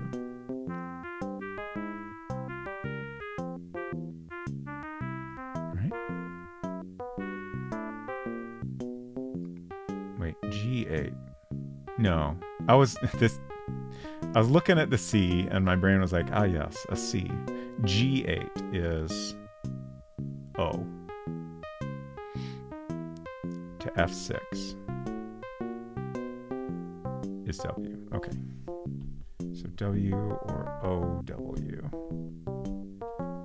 A cow. Now we're getting somewhere. B1 to C3. That's a plus. And C3 is an E. A cow plus D7 to D5. U and H. A cow plus E4 to D5.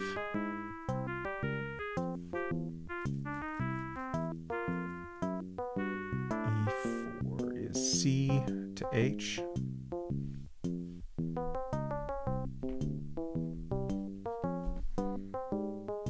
I don't think this is going anywhere.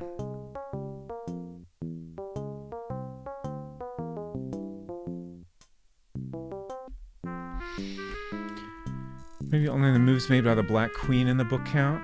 Seems like a very inefficient way to send messages. That is an interesting thought.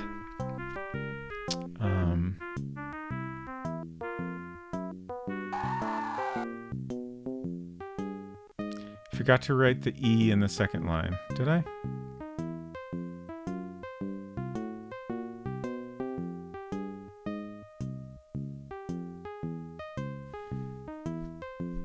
ACWT. Oh, I see the E.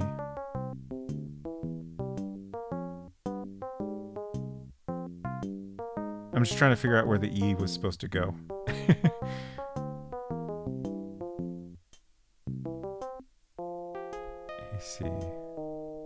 ACOW plus E. Okay. So it's supposed to be a cow plus EUH CH. I still feel like that's not anything though. But thank you for pointing that out.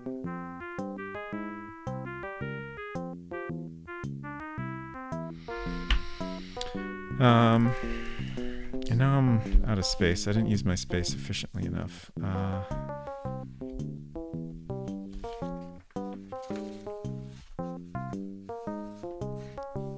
Guess I'll just do this. Let's see. So 38. We just have 3 more. So I think we might as well continue this process, even though I'm losing faith in it. So this is 38.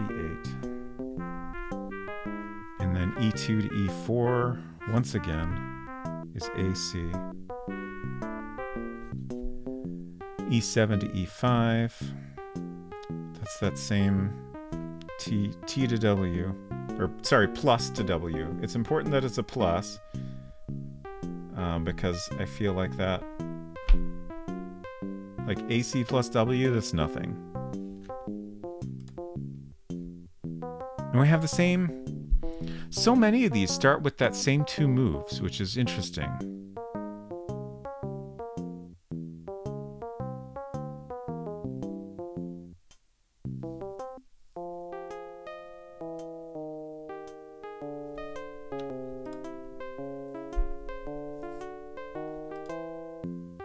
I can't help but wonder if that extra long one is important.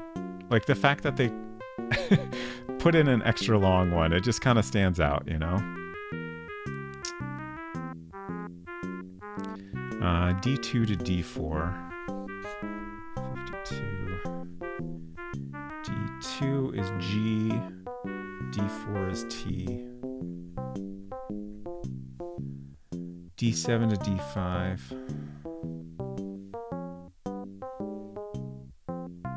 That's U to H. C2 to C4.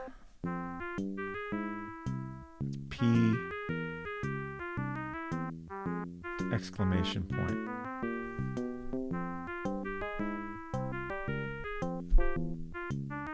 Get up. I'll do one more, but I don't think this is anything. C7 to C6. S, T.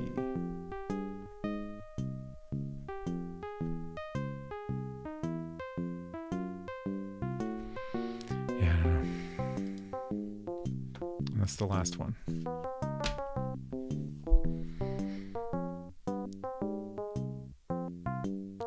So, like,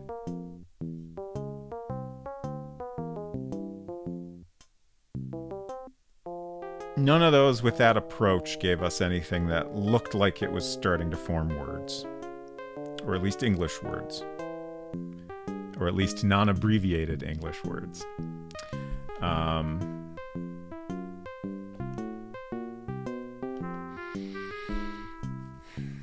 E4 is a very common opener, yeah.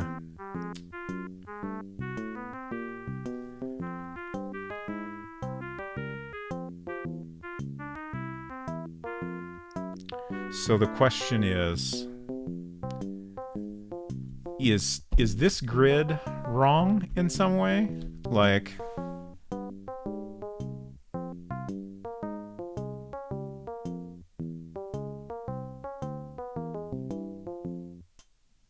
the fact that there's exactly 64 of those black letters seems like it can't be coincidence, right?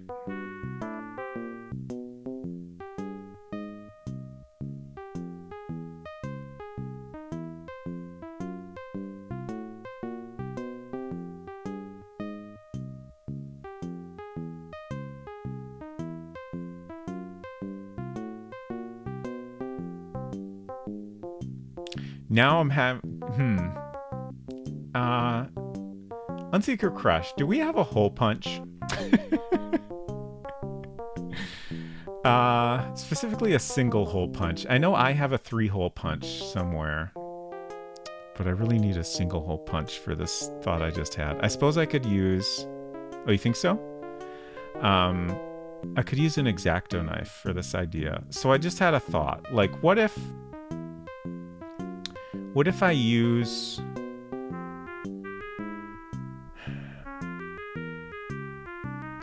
the moves to give, like we were talking before about having like a piece of paper with holes cut in it. Like, what if the moves tell us where the holes are cut out of? And then we overlay that on top of our coded message.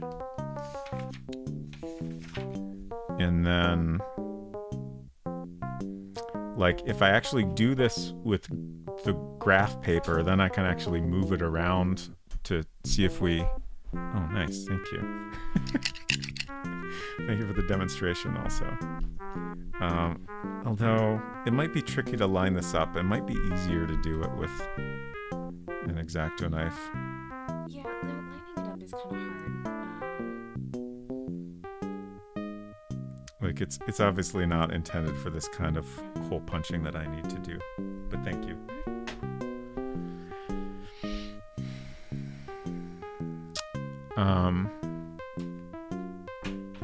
I think I should try that. Like, I don't know. Even if it gets us nothing, it sounds like a kind of fun exercise to try. Although, like, doing all the matches seems like it's going to be a little tedious.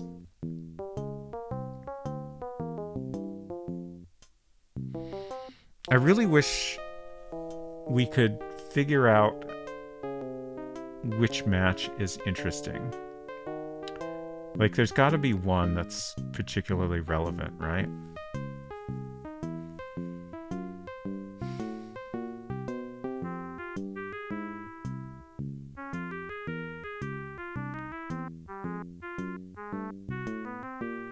Do you just need the first few to find we?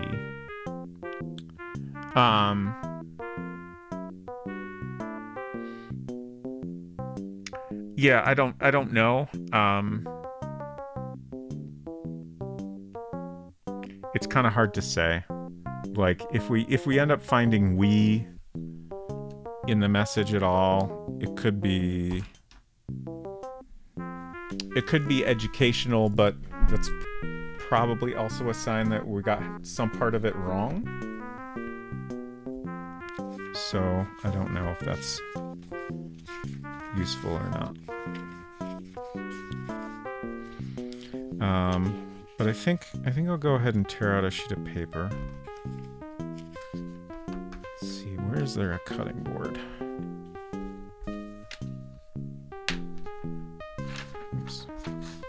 Somehow I tore out the whole sheet instead of getting the perforated part, but that's fine. I've been listening closely until you said my name, but do you want to make something to layer over the cipher? Yeah. That's the idea. I don't have an X-Acto knife right here.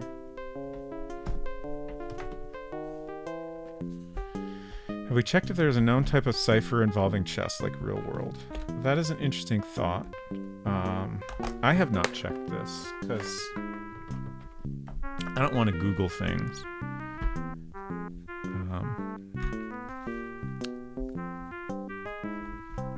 Like, I'm potentially okay with looking things up, but I don't want to, like, Google something and actually accidentally find stuff about the game, or, like... I feel like, you know, whatever is going on here, presumably the game is giving us the information we need to figure it out, right? I'm just gonna need that.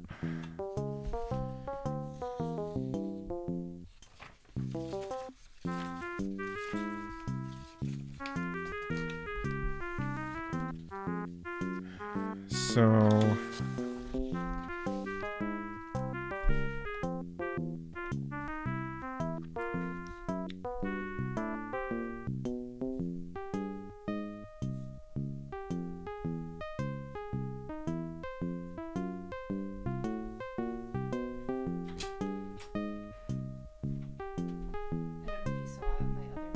Oh. You can lay this over what you already have and then use paint markers to obscure.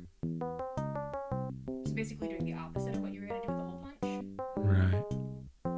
I mean, I need to do this potentially 10 times. Okay. So this whole piece wouldn't be big enough? Yeah. I have whole sheets. I feel like the whole punching plan is fine. Okay. I'll leave this here. But I do appreciate your... do you know where the cutting mat is? It's on the floor.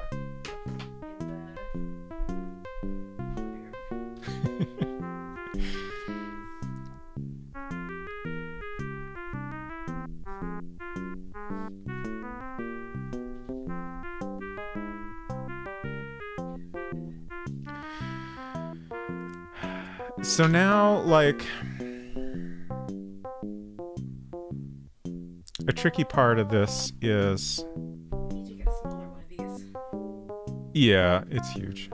I'm gonna have to clear out space for it. I don't know if you heard me making noises when I picked it up. There's bits of the Christmas tree underneath where this was sitting.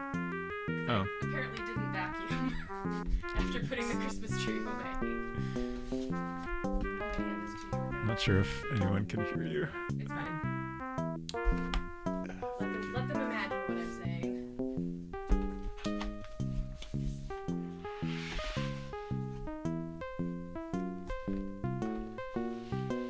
Okay.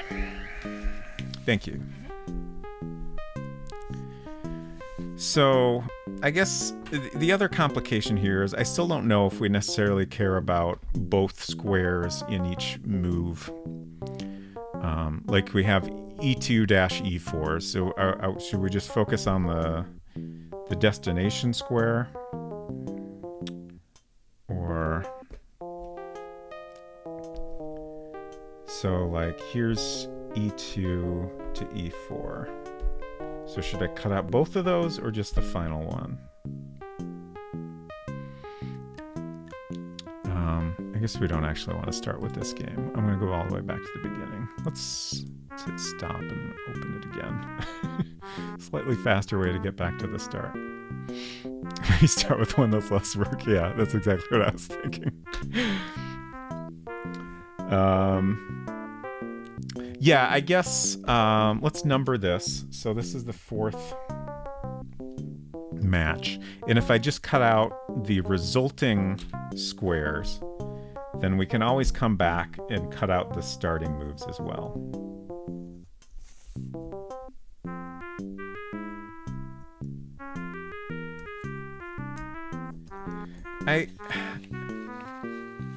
I kind of hope a little bit that this is going to actually lead somewhere. And if it doesn't, I kind of want to make a game where this is required of you.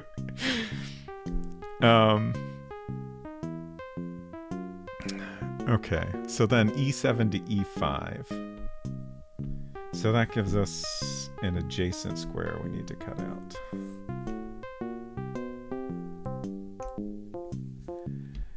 And then we have G1 to F3. G1 to F3. Hopefully, we could potentially have a situation here where things start falling apart. I guess if that happens, I can stop cutting out the entire square and just do like a smaller inset square.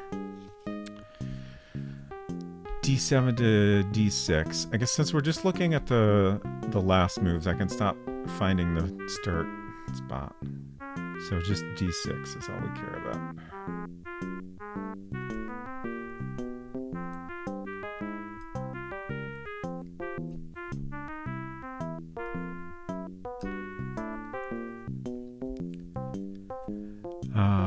C4.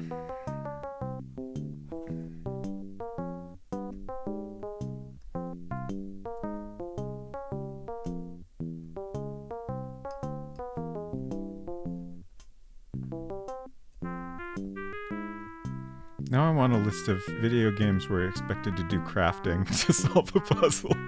It's probably a very short list. G4.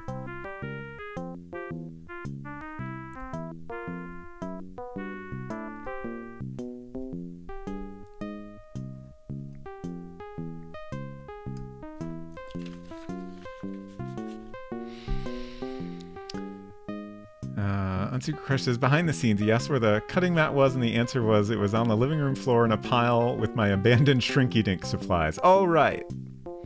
Dazbor said, something occurred to me. You probably started entering letters on the board in the top left corner. A1, son of a bitch. You're so fucking right. You are so right. 100% right.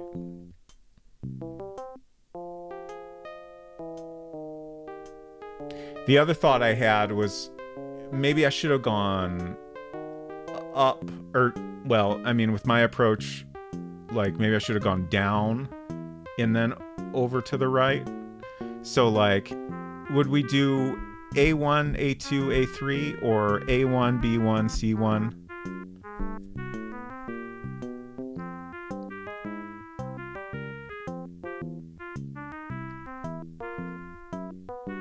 You know, the interesting thing is, like, this could potentially help us figure out, like, the grid. Like, if this part of the approach is correct, then we can use it to try different grids, right? So this is a process we can reuse, which is good. Did you just call us all bitches? No, I did not.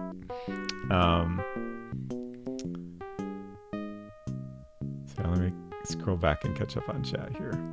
But yeah, I do think that's a very, very good thought. It felt to me that the note-making materials needed to be leveled up. Yeah. Crush says, I already placed one JetPens order in the last week, but now I kind of wonder if there's a specialty Japanese hole punch that would have facilitated this project better. What I really want is like a little, like a stamp hole punch. I bet something like that exists, where you just like put it where you want a hole and press down. Obviously, you'd want a cutting mat under it, but something like that would be both useful for this specifically and kind of fun to have. But yeah, I don't know. Maybe it's too limited in purpose and too overcomplicated to actually exist. On Secret will take any excuse to shop at jetpens.com, Crush. That is your full name. So you're cutting out every space that is landed on, not just the ones that pieces end on. Right now, I'm doing the pieces that are ended on. And then I figure if this leads us nowhere, I could always come back and cut out these starting pieces as well, using the same grids. So it seemed better to start with this. Because if I cut out both, then I have the complication of figuring out how to make it clear which ones are the starting pieces, so I can look at it in both ways. Returns from idle. What in the world? You know, we're just solving the puzzles in this game. I'm sure I'm doing something completely ridiculous and overcomplicated, but I am having fun, and that's what matters the most.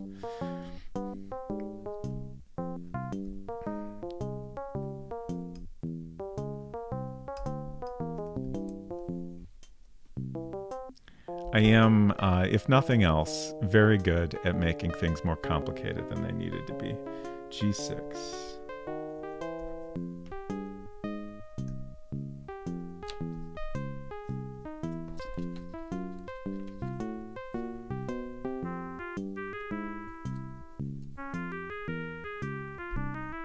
E5.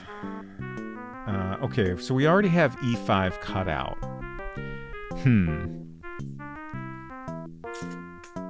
That's kind of a complication I hadn't thought of. D1.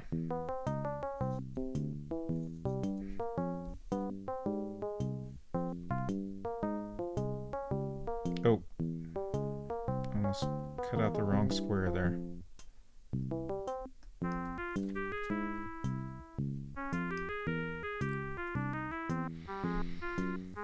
F7.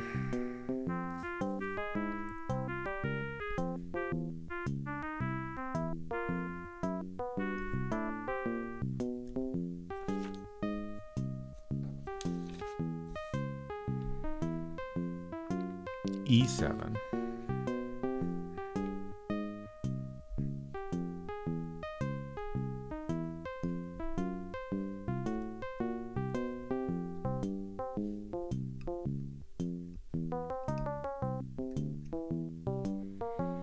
D5.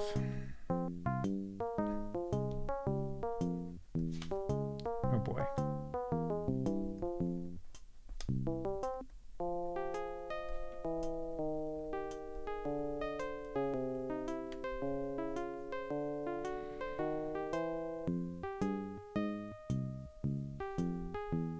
Okay, that was the last one. There's our decoder for this match. I feel like when we had an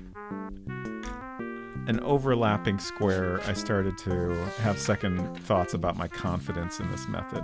So for example, you know, now I can overlay this on this square and see all the letters. I think a thing I could potentially add to this is numbers. So let's number the moves here. So E4 is 1, E5 is 2, F3, 3, D6, 4, C4, 5, G4, 6, C3, 7, G6, 8, E5. Okay, so there we have that's our duplicate. D1. 10, F7, 11, E7, 12, and then D5, 13.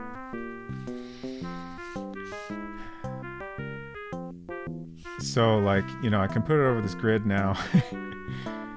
And, first of all, it lets me see all the letters we're working with, and then I can, look at C. Where's my 2? Oh, W, C, W. I mean, this is basically the same. It's a different way to do the same process we already did. But then, like, I could go back to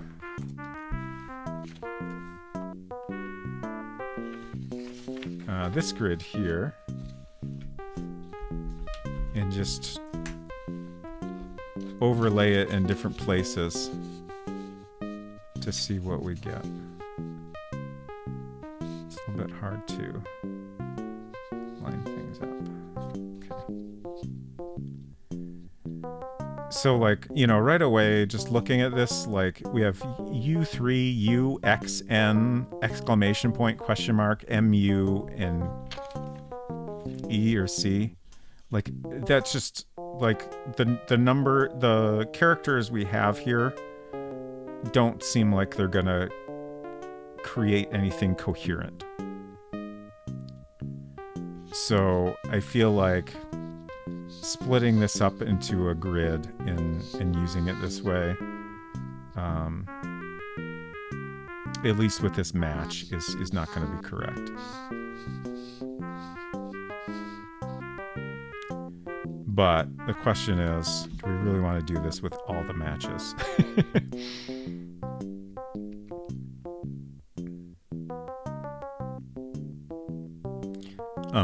On one hand, a little tempted. On the other hand, like, is like 100% gonna. I mean, we've already spent a lot of time on this.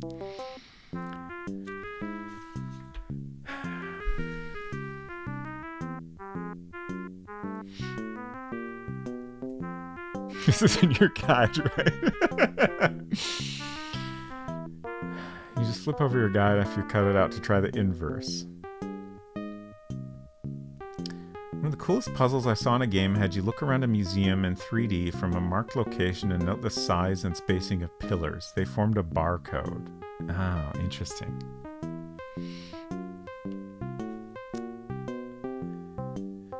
This new Robot Spacer game should include origami as well. That sounds great. Do you have a chessboard? Good question. Not that I can think of.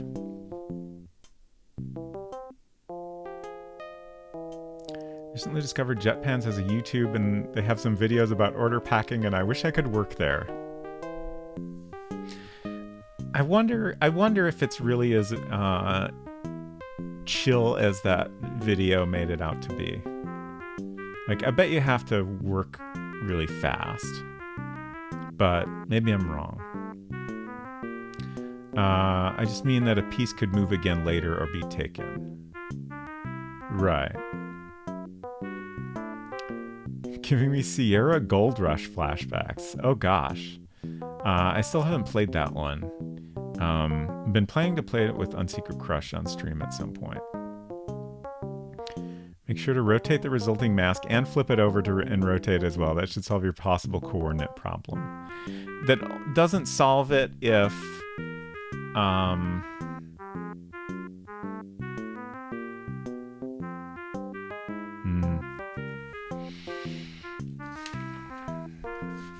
let me think about this. Like, if we were supposed to start at the bottom... Well, yeah, I guess, we could get...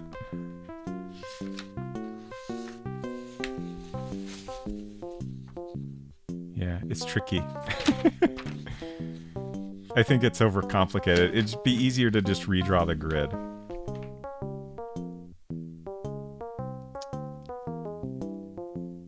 I feel like I should redraw the grid. I'm going to give y'all two options here, and then I think we'll vote. So I took all the letters that were in darker ink from the encoded message, and then I went across and then down, right? But given that the chessboard goes A, B, C, D starting at the bottom, and then 1, 2, 3 going up, I feel like I probably should have done that. So the question is, do we go across and then up, or do we go up and then across? Does that make sense? Feel free to ask questions, but I'm going to do a poll and ask y'all which you think makes more sense. Obviously, I can lay it out both ways, but we're going to spend time trying to decode it one way or the other first. So I'll get a poll going here, and then I think I'm going to take a short break. Poll. New poll. Which way? Let's show something more interesting than my hands while I'm doing this. So I'm going to say across and then up, or up and then across. We'll do... we'll do 10 minutes. That's fine.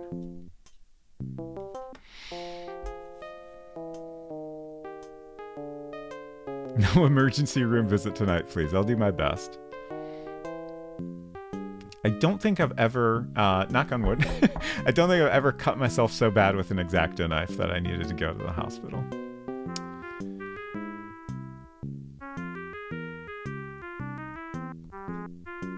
Misroi, hello, good to see you. I feel like I'm so behind on chat tonight. Well, this looks obtuse, so on brand for this game. I mean, I'm probably making it more obtuse than it needs to be, but, you know. Screams as you accidentally summon an eldritch god. Oh no. Don't think there are any commercially available hole punches that do what you want them to. That's very disappointing. Time to invent one and corner the market. I feel like it wouldn't sell well because my concept requires you to have a cutting mat for your hole punching activities, and I feel like that's just not something most people are going to be okay with. Even if it would be fun and satisfying. It would probably also be a little bit dangerous. Don't think I have the order volume of an Amazon, if that's what you mean, and the packer gets to do a fun Tetris-like problem solving for how to arrange the items for each new order so you don't get bored. Interesting. So working at jet pens is basically like playing Tetris, is what you're telling me. Most importantly, you can ponder what the person plans to do with 36 gel pens. What about just the squares where a piece is taken, or rather than every move? That is an interesting thought. I mean, there's honestly, like, there's a lot of possibilities. I've been kind of focused on the idea that one match is particularly important. But, you know, it could be something like that, where it's just the pieces that, the moves where a piece is taken across all the matches. Or it could be, you know, we have the lady in black is a unknown person in this game. Unsure if it's one of the characters we've encountered or someone else entirely. But, you know, someone brought up the possibility that this could be interpreted as the Black Queen. So maybe we want to look at the Black Queen's moves throughout all the games or something. Also, a thought I just had is, if this is something that spans multiple matches, do we want them in the order they're in the book, or do we want them in chronological order, which is not the same? Honestly, I hope it's just a single match, because that just seems easier to follow. Obviously, whichever way you choose first will be wrong, so do the opposite of whatever chat votes. I'll keep that in mind, thank you. That's a very good point. Are we sure that the chessboard is supposed to be only 2D? No, we are not. Also an important consideration. Had an X-Acto knife mishap, but it didn't require a hospital, at least. Could sell it as a bundled set. There you go. Weird hole punch and cutting board. All in one complete package. Day of War, thank you so much for raiding. I hope you sleep well. And good luck with whatever I'm sure you know what you're doing. I'm rooting for you. Thank you. I appreciate it. I'm sure we'll figure it out one day, many months from now. One time I cut my finger bad with a butter knife. That's very impressive, Hinton. I hope you made it out of that okay. All right. I'm going to actually take a break now. I'll be back in probably 5 minutes or so. And then we'll see what the results of this poll are. Across and then up? Okay, interesting. Back in a few.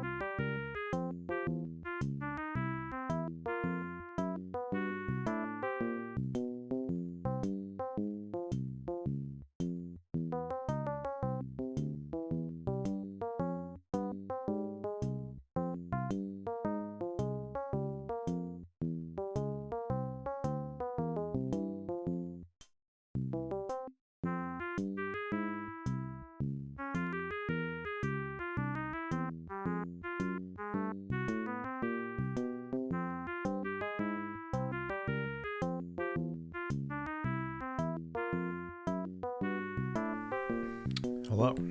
I just remembered about the well.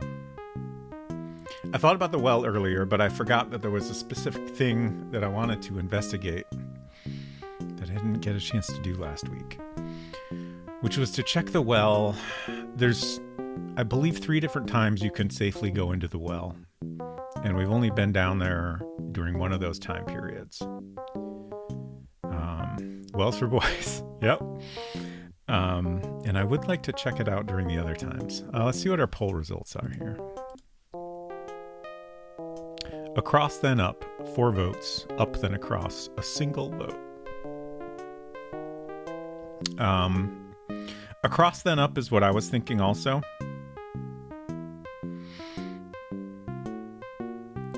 So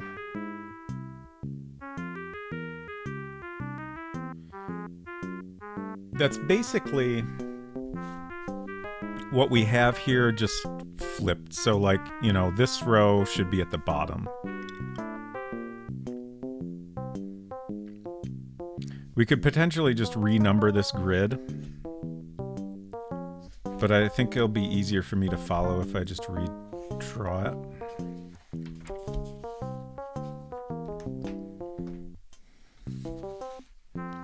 Plus then I can have it on this other sheet of paper.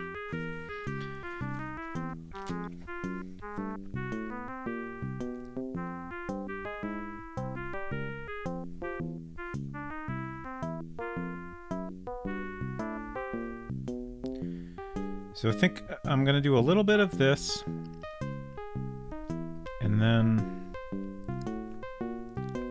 either when I'm done or if I need a break in the middle, we'll spend some time exploring the well. Actually, you know, I'm surprised we haven't gotten a game over. Although I suppose it's possible once I like close the book, it'll suddenly end the game. So we have minus 4RB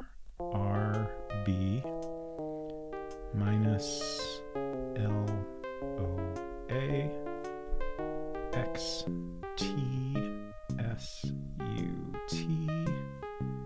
JR9. I put a curve on the bottom of the 9, which is not how I normally write a 9.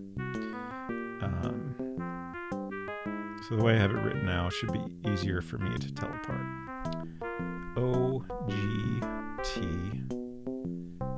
N V W F E W A I H W exclamation point T3 B Q exclamation point T. I'm gonna double check this letter here. Based on the way I wrote it, it might be an E, but it looks more like a C.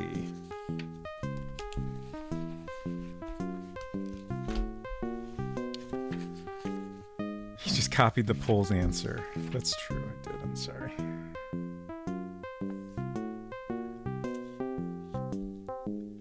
Okay, so exclamation point T are in front of it. Okay, yeah, it is an E.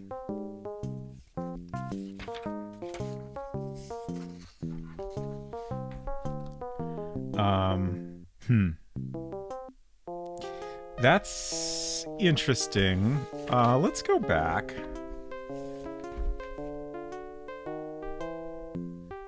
Because that's a letter that came up a lot. And I was assuming it was a C.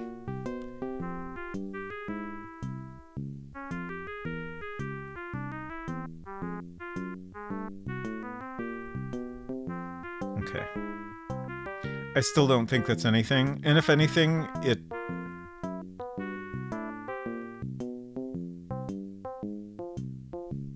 Oh, that would be an E. That would be an E. Oh, that would be an E. EVT.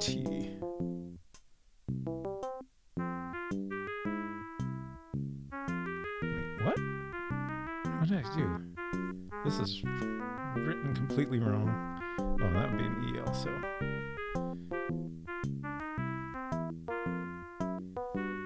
Yeah. Okay. Sorry, you couldn't even see what I was talking about, but it's not that important. Now we have to redo every attempt at decoding. Yeah. I'm still relatively convinced that what we were doing before was wrong. I should fix that. K question mark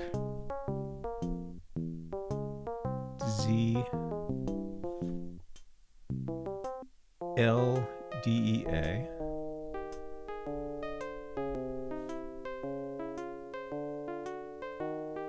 Is that a 2? It doesn't have a line in the middle, so I assume it's a 2. I just want to double check again.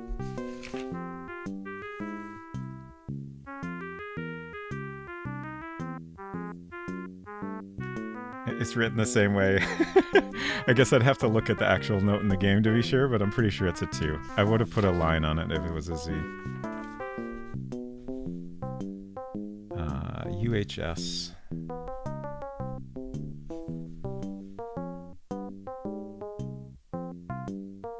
XMP. GA. OFU. 1T. AR. QZT. Question mark. Okay, so there's our new grid. And now we'll do the same process we tried before. That's a Q. Also a Z. So not quite one target. It's one targzit. That's the button.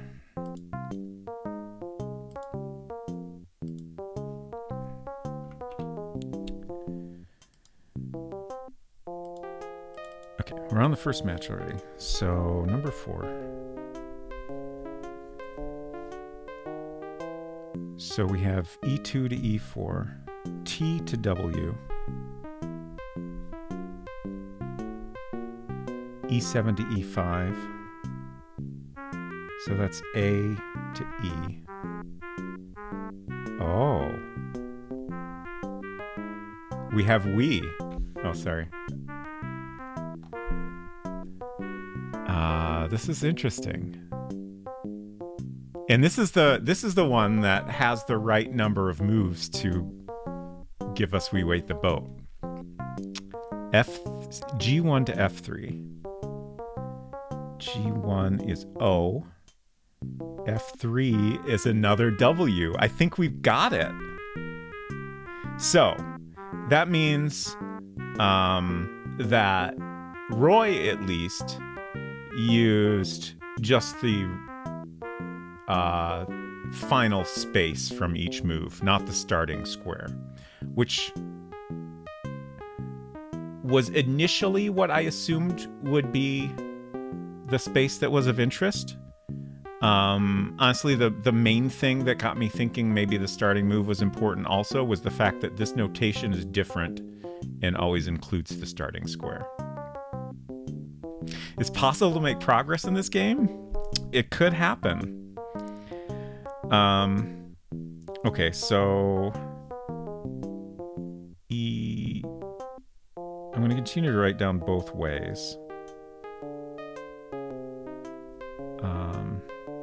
Sorry, I got lost about where it was. So that would be the third move. So G1 to F3. O to W. Okay. Yeah, like this is clearly nothing. Even if Roy was wrong, like with this match, that is not giving us words. So I'm just going to ignore that for the rest of this. I do want to go through this whole thing and just confirm that it does say we wait the boat. So D6 is A. C4 is I. G4 is T. C3 is another T. G6 is H. E5 is E. We wait the. D1, B, F7, O, E7, A, D5, T. We wait the boat.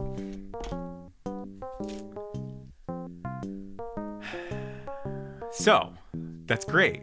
We figured out Roy's process. And I think this at least gives me confidence that this is the correct grid to be looking at.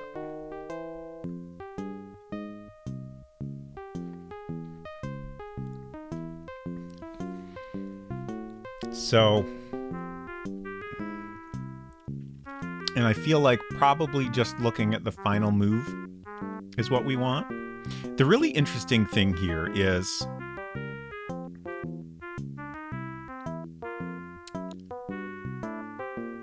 like if this is the correct approach but the wrong match, it's interesting that this still gives a like an almost coherent phrase. Which is actually, you know, kind of smart for like a way of encoding to like, you know, have an incorrect way that looks like it might be correct to throw people off. But I feel like there's got to be another match that gives us something different.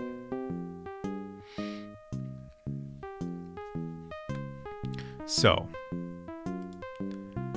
I feel like, given that this is a relatively straightforward process, I'm just going to continue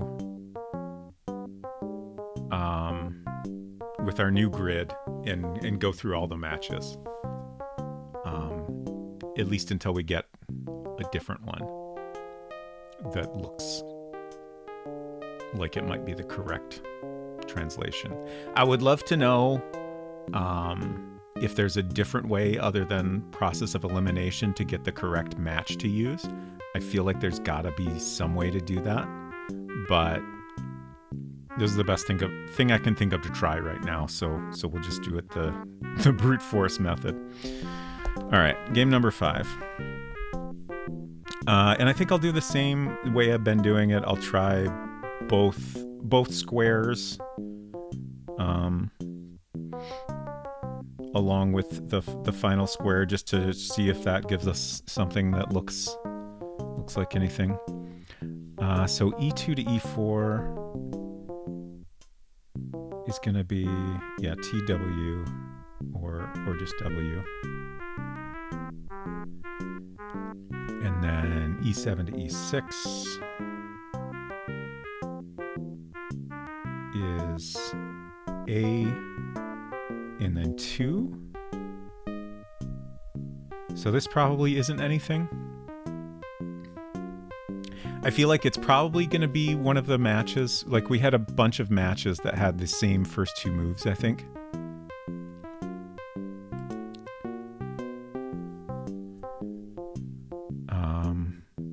I'll do the next couple here just to see. D2 to D4. U, H. Yeah, that's nothing.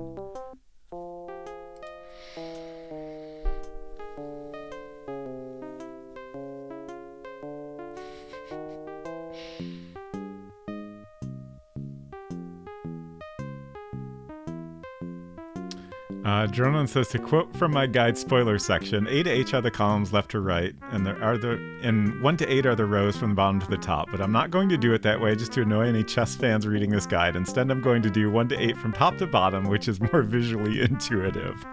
Agreed. Okay.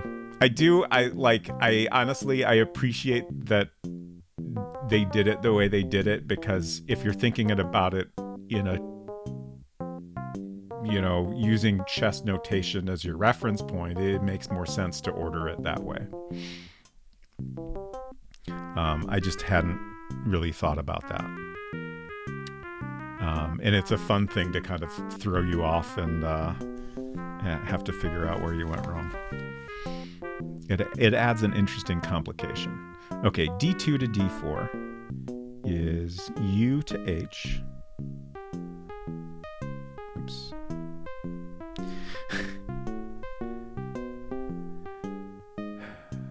C7 to C5. P to exclamation point. Up. Okay, that ain't it. 17. C2 to C4 again. H, U, U, H. D7 to D5. That's the same thing, right? Oh, C7 to C5. Okay. D7 is G to T. I don't think this is anything, but we'll do one or two more. C4 to D5. C4 is I. D5 is T. Yeah, HTT or Ugtits. 24. E2 to E4. So is that the... Yeah, okay, so this could be... This could be something. So we have W and then TW. E7 to E5. A, E. So we're going to disregard the bottom approach here. F2 to F4. J, exclamation point. We're just going to look at the last one. C5 is another exclamation point. We, E5, E, H4, 3.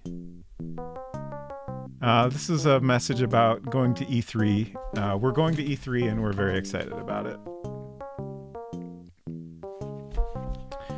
Okay. Clearly not the one. 29.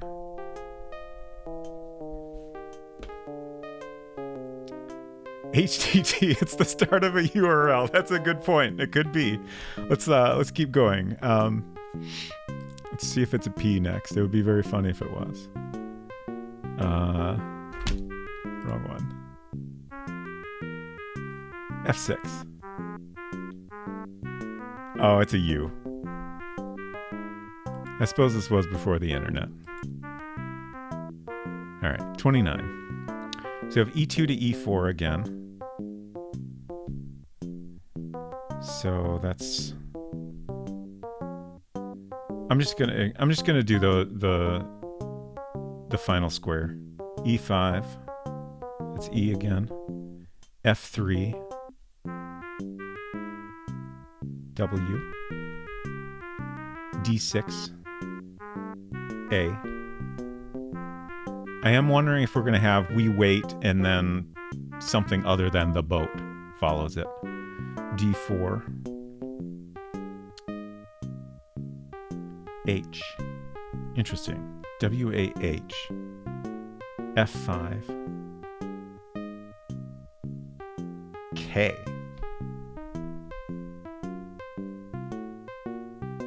C4. I.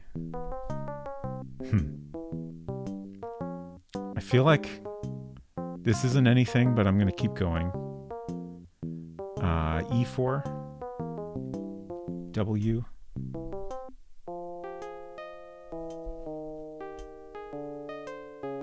E5. E. D5. T. H5. Z. This can't be anything.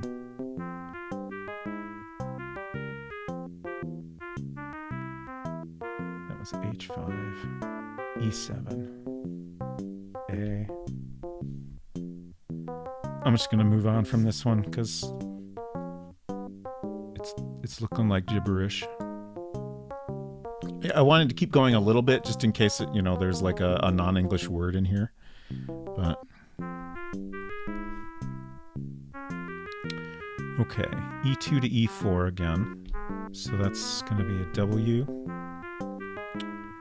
and then F6 is U. C3 is T. What? D5 is T. Another D5 is another T. What? I don't think there's anything. Another D5. Huh. Fascinating. That's a lot of T's. We're going to skip that one. 38. E2 to E4 again, so we have another W. E5 is we. Okay, this one is slightly more promising than the last. F3, W again. F6, U. D4, H. Another D4, another H. E5, E. E4, W. This is looking like nothing. D4, another H. Woohoo! Oh, we wank. Sorry about the auto mod. Rip E3. I forgot that E3 is officially dead now.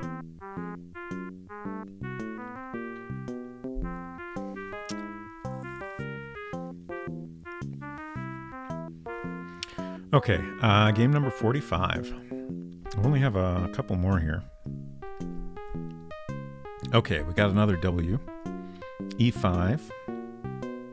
E. Okay, this could be the one. Oh, this is the long one too, isn't it? It'd be hilarious if this is it. It really stands out because, like, if you're putting a bunch of stuff in here just to like throw players off, like, why bother having one that's so much longer than all the other ones if it's just to throw you off? I mean, I guess it's going to throw you off even more if it's wrong, but I don't know. F3, W, C6. I should be moving my cursor to where we're at. C6 is E, wee wee. It is a French message. C4, I. C5. Exclamation point. Okay, so this is going nowhere. Oh yeah, and then we have the, this is the one that has the O-O-O.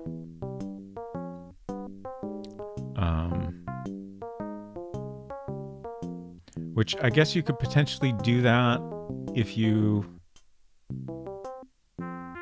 figure out what square that would represent. I guess the opposing king, is that correct? Would be the square that's getting landed on? Or no, it's not a capture. I forgot what that means exactly.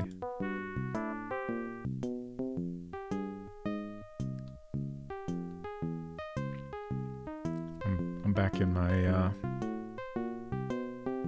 wait, what? Okay, the capture is not showing the right web page. It's like the capture's frozen. Anyway, I won't show y'all what I'm looking at since it's not working right. Okay, castling kingside is recorded as 00. I guess I don't remember exactly what castling is. Is that...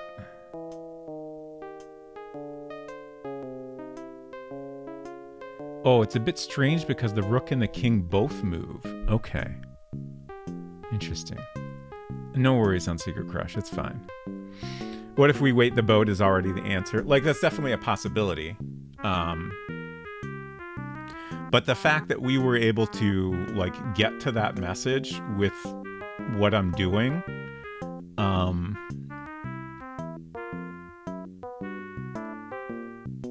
makes me feel like it's got to be wrong. Otherwise, why put all this in here if you can get to it in a different way much more easily? And also, like, it doesn't quite make sense. It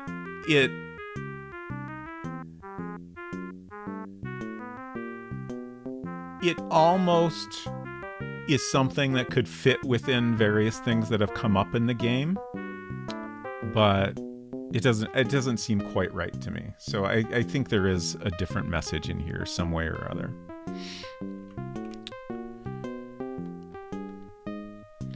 Okay, so I think we're abandoning game 45 after all.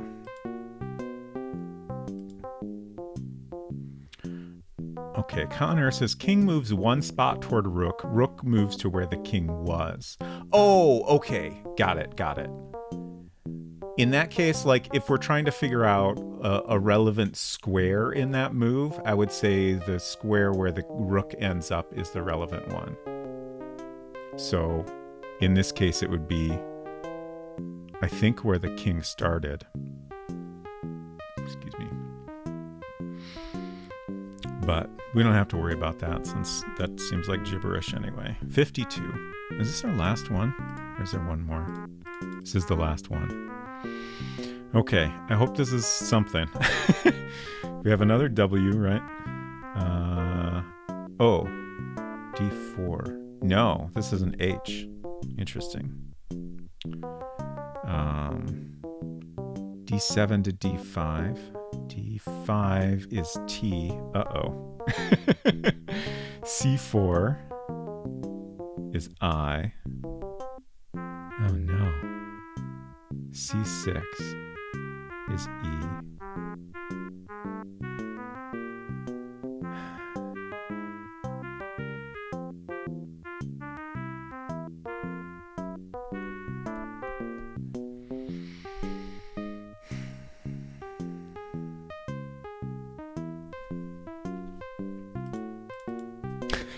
There's no more. I'll do a couple more, but this doesn't seem right. F3. W. F5. Okay. It's nothing. Oh, sorry, it's cut off. That's what I got. Let me get all of my attempts on screen here. Okay, we can almost get them all on. Also, the fact that we wait the boat comes from the very first match in the book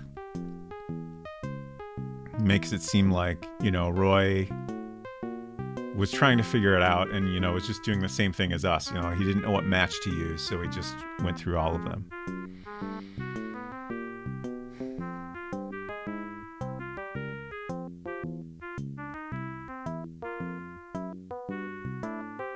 Is it possible there's another chessboard in the message?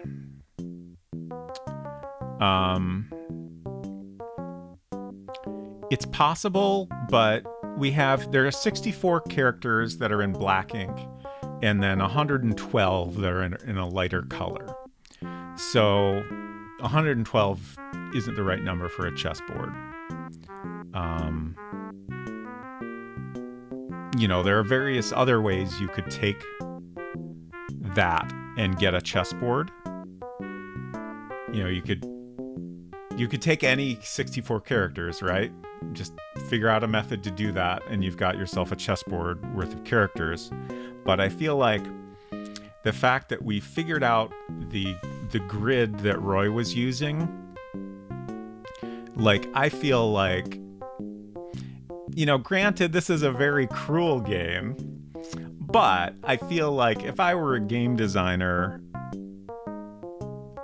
it makes sense to help you figure out that you've got the right approach in some aspect. So I feel confident that this is the right board to use. I'm wondering if we should try other approaches. Like we talked about the Lady in Black. I think that's a smart thought. So what if we just look at the moves that are related to the Black Queen throughout all the matches, and maybe go through in order of the book. It could also be in order chronologically. Let's see, where was my list of... All right, we had that here. So in French, D is going to be the queen.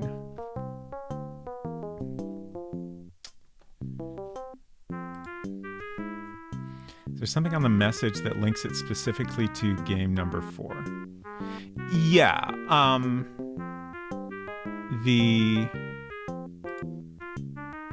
where's that?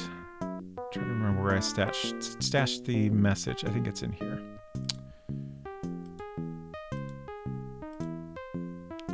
So just to give folks some context that weren't here for previous streams, so we found this note inside a piano. And when you find it inside the piano, this text at the bottom is not there.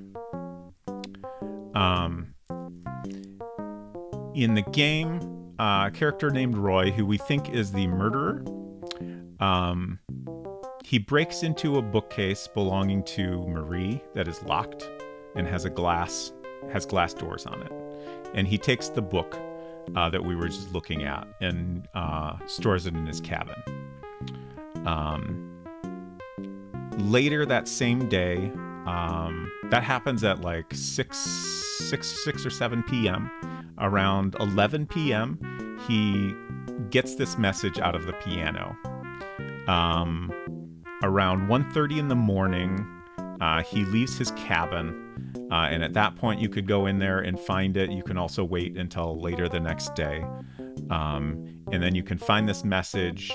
He's got a radio with a hidden compartment, and this message has been stashed in there. And if you find it after Roy has gotten a hold of it, then this text, "We wait the boat," has been written on the bottom. So that's what links it with the number 4 match. Like, using those moves is a way to get this message out of this encoded text. Maybe since you found a nickel and you have to take every 5th move. Or is it every 1, since the nickel has a 1 on it?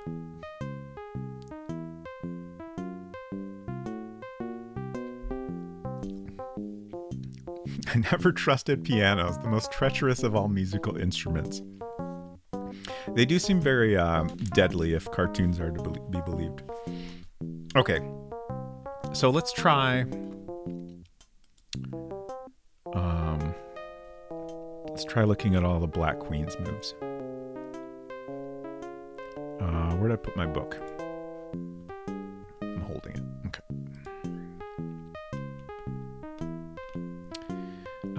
Counter says, or is "we wait the boat" the correct decoding to tell you which chess game you need to use to decode the message, and there's another encoded message somewhere.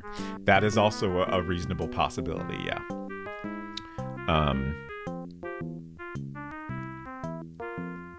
Given that we have not ever found a message, I'm just going with what we have, but it's quite possible we've continued to miss things in the game.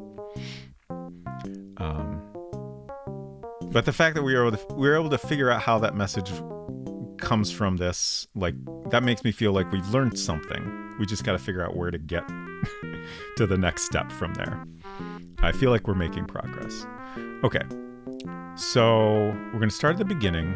We're going to look for capital letter D only on the black on the right hand pages, and then we're going to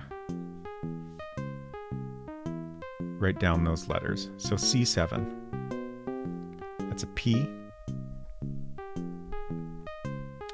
I'm just going to write a note, Black Queen.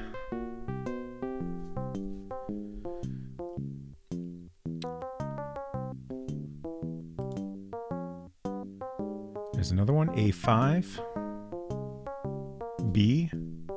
It's a message about peanut butter and jelly. I feel like this already seems like it's not anything.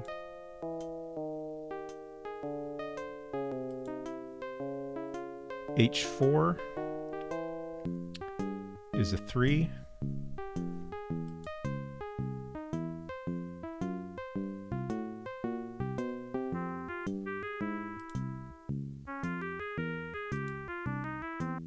I'm going to do all of it just because why not?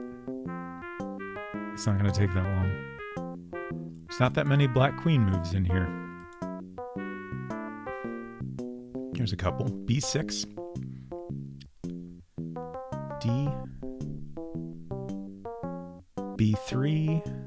G.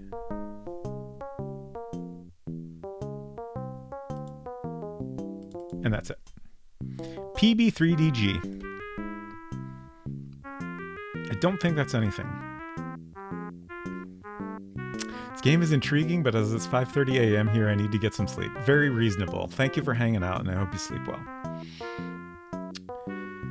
It's possible that the cipher grid was printed by the piano could have been printed from the wrong cylinder. Certainly, yeah. All kinds of possibilities.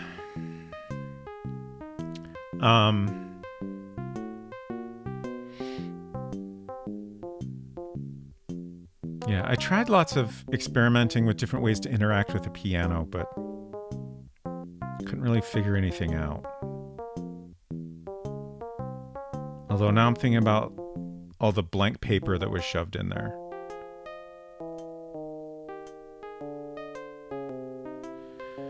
Let's take a little break from this and explore the well. I could definitely use a brain break.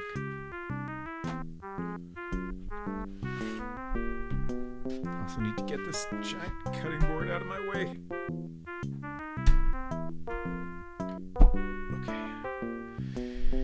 I know I'm going to need to vacuum later. Also, how did Roy determine which game's moves to use? I think he was just looking at the first match in the book, is what it seems like.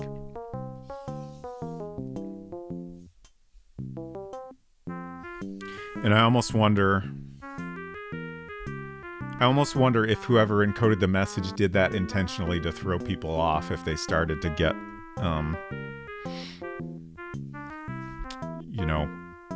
some of the pieces of the puzzle. Okay. So we need every 4 a.m. or 4 p.m. every 4 o'clock. Which we're almost to 1, but I think we've already done this one. Yeah, 4 p.m. Or wait, no, we've done 4 a.m. Okay. Is the rope already there? I think the rope is there. And then the other concern is we want to not die. Okay. Good.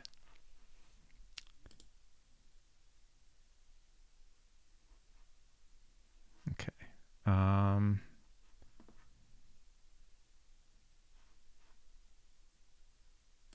We'll go back to the well. And then we'll just wait. It'll take a few minutes, but when it hits 4 p.m., we will go down the rope and see what's down there. And then that'll leave 4 p.m. on the first day that we still haven't gone down there. Just vacuum in there today. Yeah, you did. I'll clean it up. It's fine. What game number is the first match? Game number 4. At least that's the first one the game presents to us. Like, I don't understand the numbering. Like, the way I interpret it is we're just looking at, like, some random pages from the book. Like, it's reasonable that the game is not going to show us every single page in a book. So I guess actually that's a good point. Like, if it's something that involves multiple matches, like it wouldn't make sense for them to be the matches we can see, because they're just, we're jumping from one number to a completely different number. Like, we're not going sequentially, because, the game doesn't show us the pages to accomplish that. So if we have to look at multiple matches, there's got to be some way to know which ones and in which order.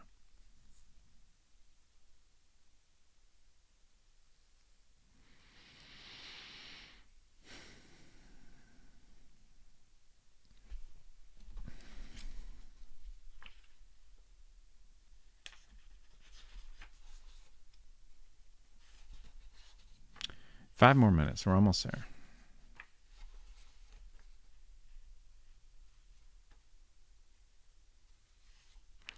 I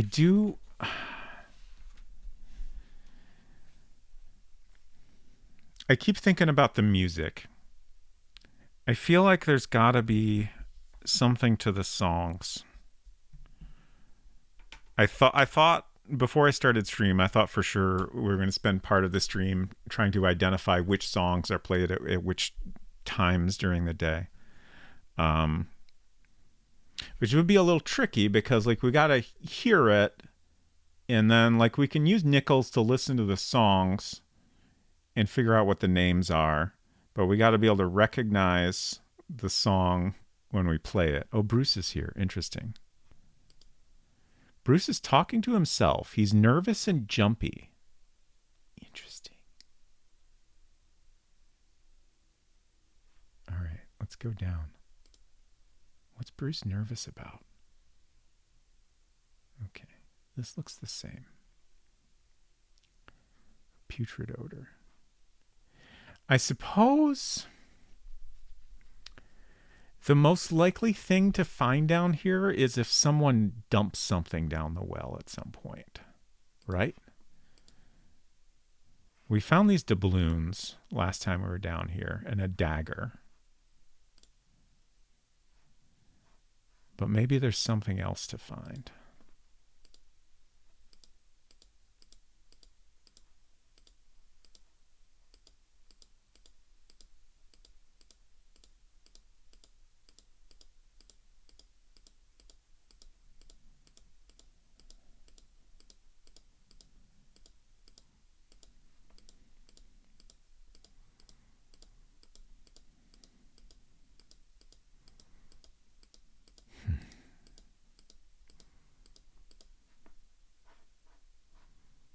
I think I can take those, yeah.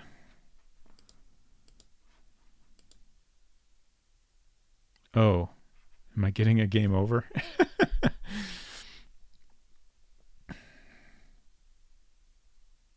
When you're agonizing on how to get a lamp down here, I so wanted to mention the sun. I mean, my thought was that if we had a lamp, we could see down that hole there. Although I suppose I didn't try looking down there, but it didn't look like the hole that goes off in front of us is any more illuminated. Your clumsiness has returned to haunt you. The men have thrown you into your cabin and locked you in while waiting for the police, who have been contacted by radio. For you, the affair is finished. I need my book. We gotta write down our death count. Okay, let's start from the beginning of the game, and then we can... 50. No. Then we can get the rope immediately and go use it at 4 p.m.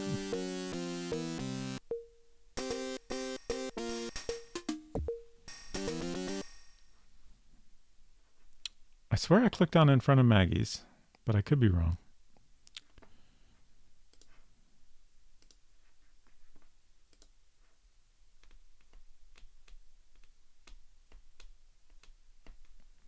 So, yeah, I guess like there's a little bit hanging down there, I guess. Oh, look, this is all a rope. Okay.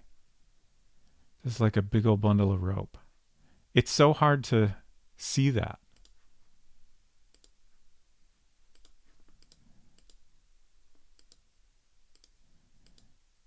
And like a hemp cord.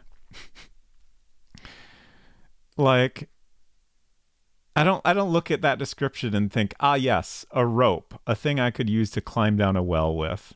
And just like, I see it now, but it was not apparent before. Yeah, the zoom in doesn't help at all.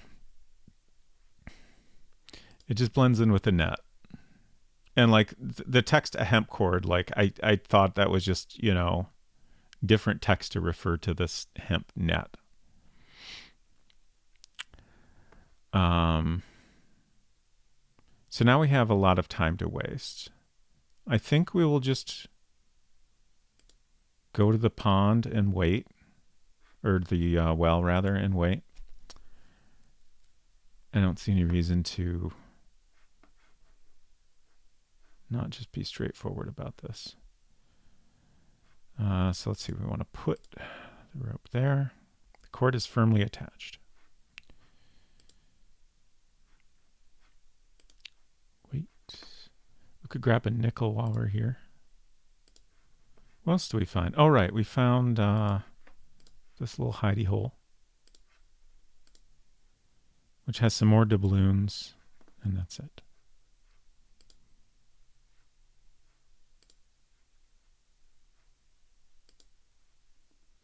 Better mosey into bed too. All right, 6-7. Thanks for hanging out. Hope you have a good night and sleep well.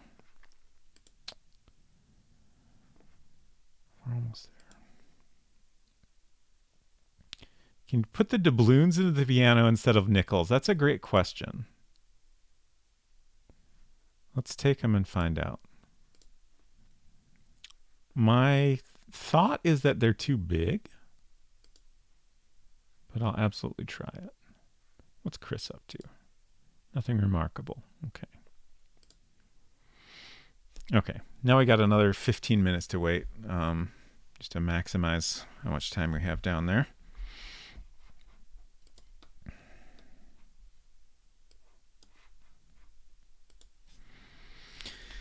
Silver says, I probably should, but I want to be here when you solve the murder. I can tell you, Silver, it's not going to happen tonight. So you can go to bed. It's fine.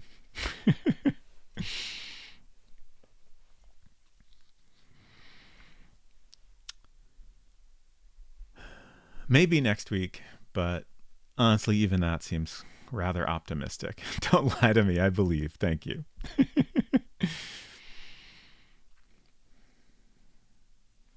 Let's see. I should check my notes here.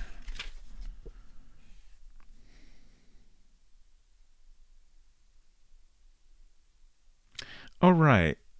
We were going to spy on some conversations with various people that go in to talk to Maggie. We'd have to spend a bunch of time hiding in her room in order to do that. But I do think that's still worth doing at some point. Oh, right. Bruce is the one that got drunk and told, I want to say it was Anita, about going into the caves and finding the Vargas brothers. But then he told us that was a hoax, that he just made it up. But I think that's probably bullshit.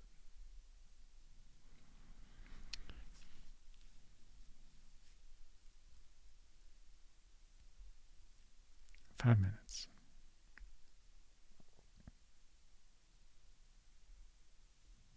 Huh. There's a note in here that I didn't... It's not my writing, is it?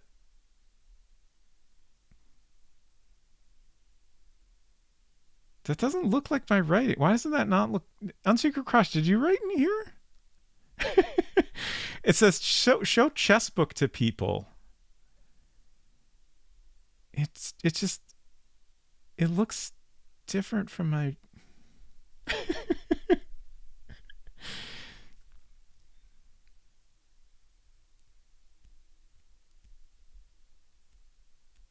It looked like your handwriting? Oh, it's 4 o'clock. Okay.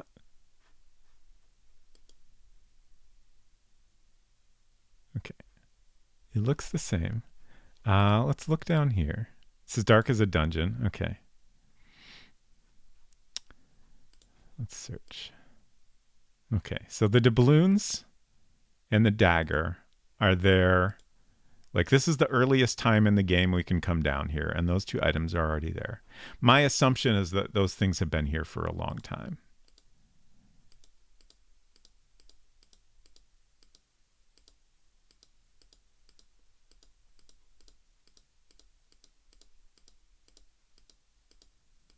Spacer has a Maupiti gremlin. It's possible.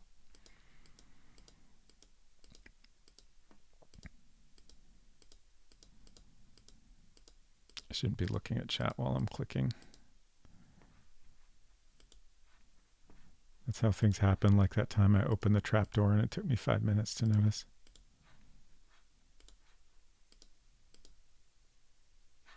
Yeah, I know about the doubloons and the dagger. I'm trying to find different spots.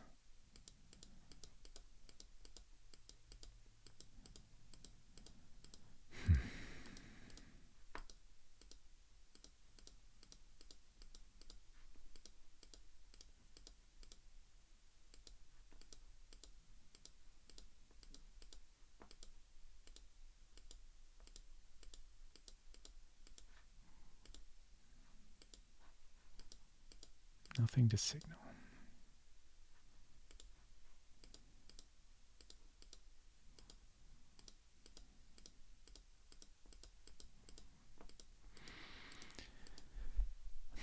What do you mean question marks? I guess that happens when you try to search the hole. I guess that's fair. Who knows what's down there?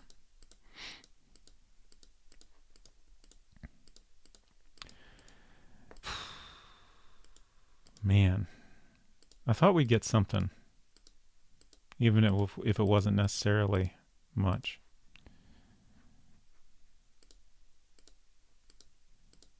Okay, this is this. I'm good at seeing things in pixels, but this looks like it could be a tiny skull. It's a little 5x4 grid skull and crossbones. I don't think that if that was what it's supposed to be, it would have given us a higher resolution close up. But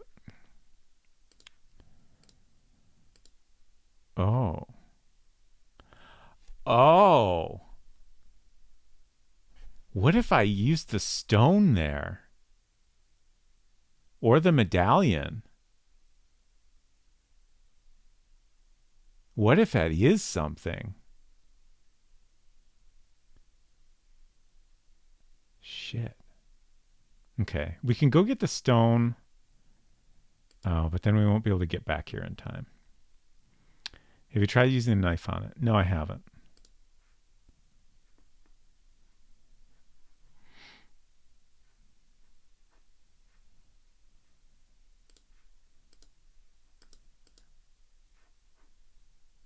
I guess I'll go ahead and take the doubloons. Why not?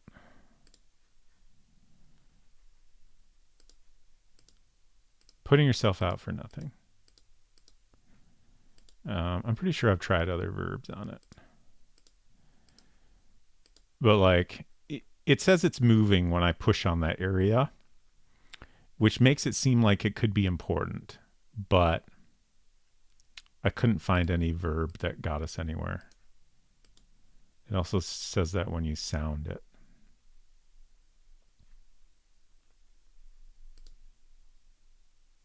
Oh, the well is filling.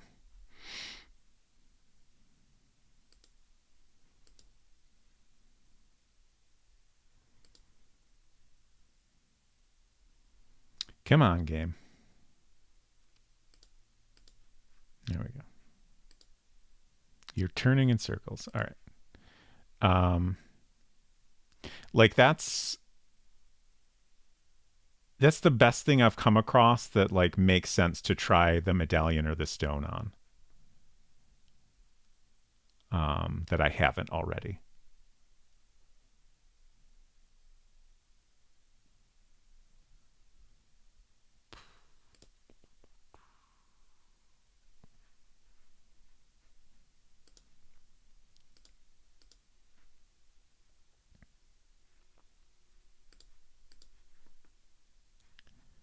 So quiet when there's no music.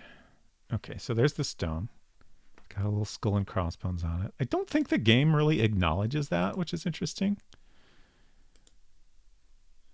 Yeah, it doesn't even give us a description of this stone. Okay. And then the medallion we have to wait a while to get. But I think once again, we're not gonna worry about anything else in the game other than surviving and exploring the well. So we're gonna go take a nap for a bit. For quite a while.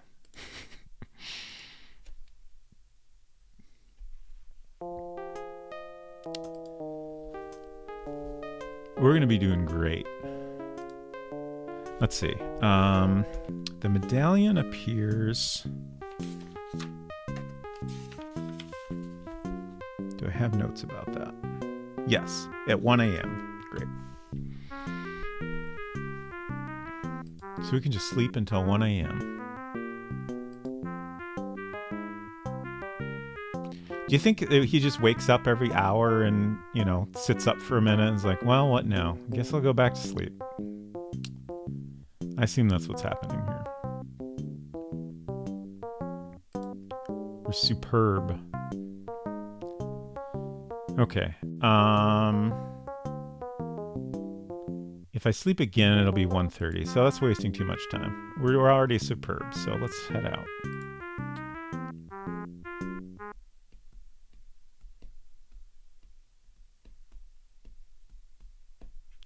$1:30? Yeah, that sounds about right. I think my notes are just written kind of vaguely.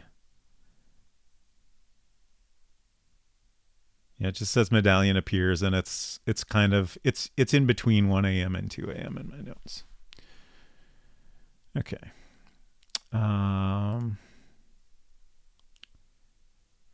North Beach. Learn that from me. Nice. Glad to hear it. Okay. We got some time, so we can... Actually, let's wait 5 minutes and confirm that it's not there yet at 1. So right now we just have a fishing line, a seashell, coral, and that's all.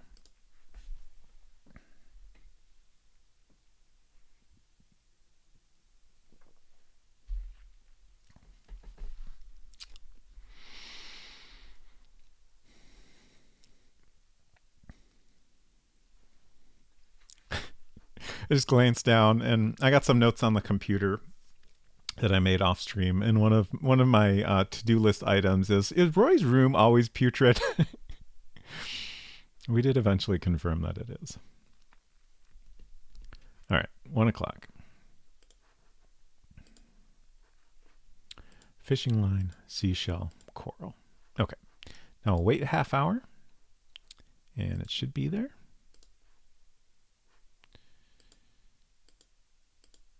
Medallion. Okay. I will write a note that is at 1:30.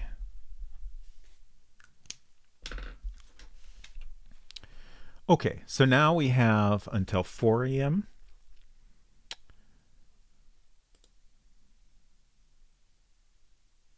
which I think we'll just do some more waiting. Anita's here. Anita's in desperate straits. The night that's around her is threatening.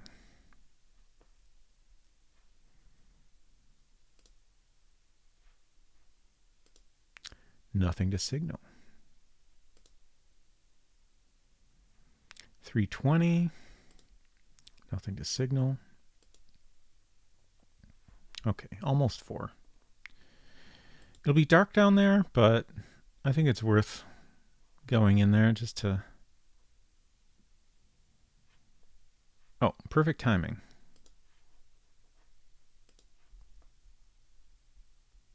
Just get as much well time as we can. All right, so we got the medallion. Let's try the stone first. Put the stone. Putting yourself out for nothing. Okay, fine. Medallion. Put. Putting yourself out for nothing. I think that's the only verb that will let us use an item on the scene, right? Close, read, eat, search, look at, sleep, observe, smell, open, sound, push. It's moving.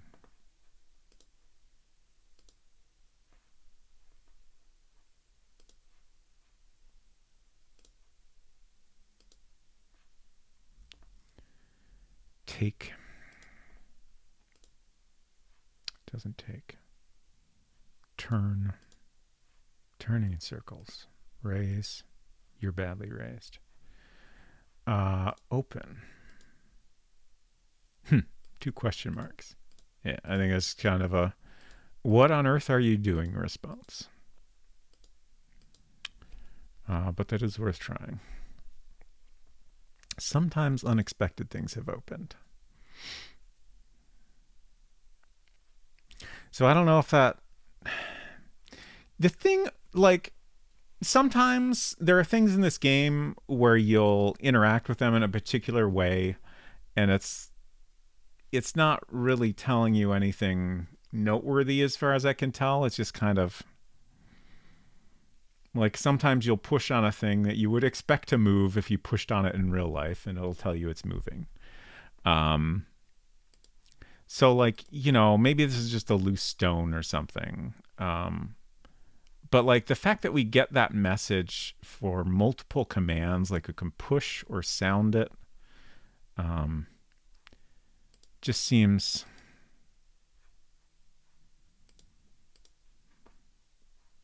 notable. But I can't think of what else we could do.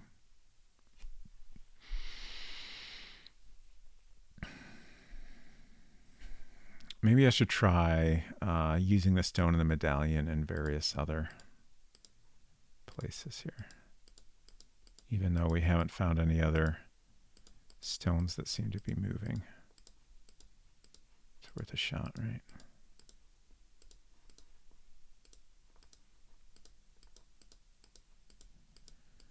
Or we could try different locations on the stone.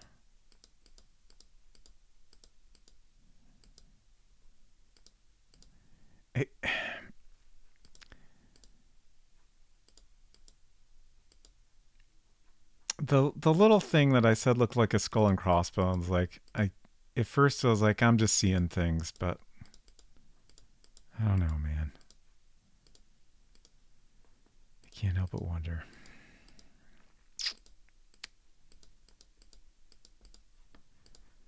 All right, medallion. Oops.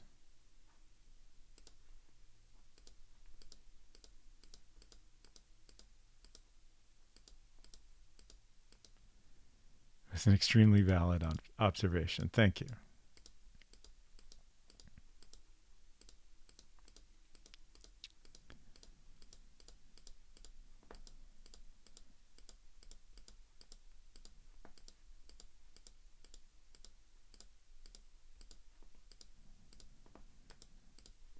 What if I need to blow it up? Too bad that box of explosives is empty.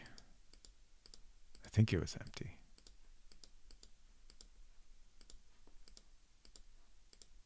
God, that'd be amazing if that was a thing you had to do.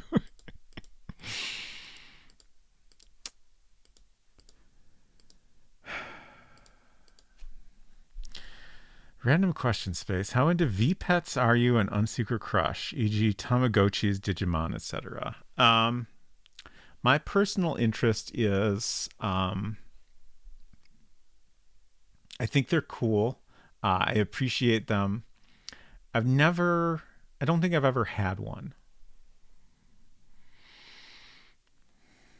Also, you said Digimon. Are there like Digimon? I think mainly as a cartoon show. Are there like Digimon like little Tamagotchi type toys? Had a Gigapet, a knockoff Tamagotchi in high school. Digimon was originally a V-Pet. I had no idea. Interesting.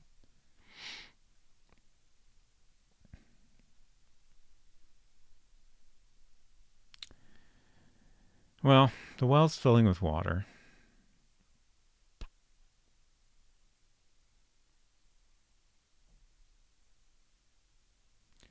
Should we... We could come back here again in 12 hours.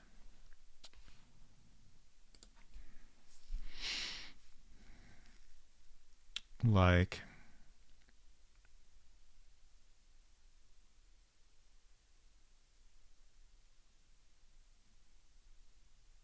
You know, we were just here at that same point in the game, so I wouldn't really expect anything to be different.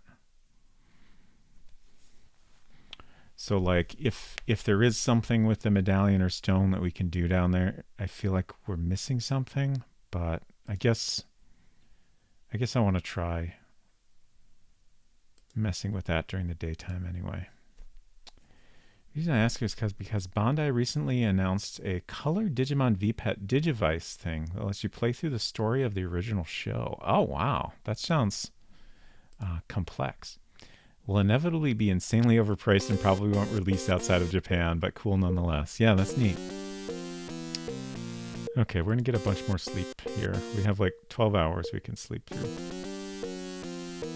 Unsecret Crush says, I diligently cared for my Gigapet for a month and then let a friend play with it, and it, quote, ran away because she pestered it constantly. Oh, no. Oh, I accidentally clicked on smell. That's why nothing was happening. Sleep. Someone tells you that Juiced Body has been fished out of the lake. Sorry for Juiced, but I just want to go back to bed. Now I'm wondering if you can get a game over because you just laid around all day and didn't accomplish anything. It would be great to discover a new ending this way. Oh no, I dunked my Digimon into the river once. Out on my neck and knelt down to play in the river. Bye bye Digimon. Oh, that sucks.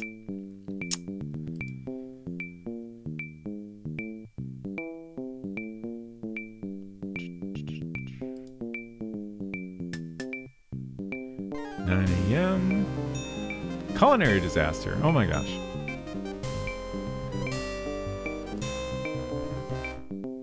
Culinary, thank you so much for 26 months of support. Thank you very much. Appreciate it greatly. There's that gunshot. Again, I just want to go back to bed. Please leave me be.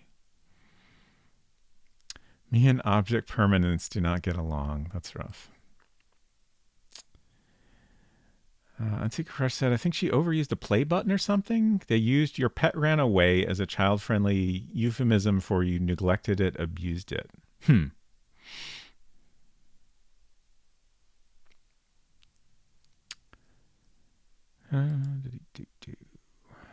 Okay, 2:05. We'll sleep one more hour, and then we'll head out. Never seen a Gigapet before. Yeah, I don't know that I've ever seen them either.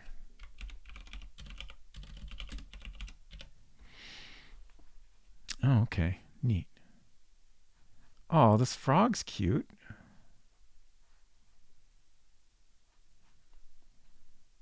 Man. No, I want one. Okay. To the pond.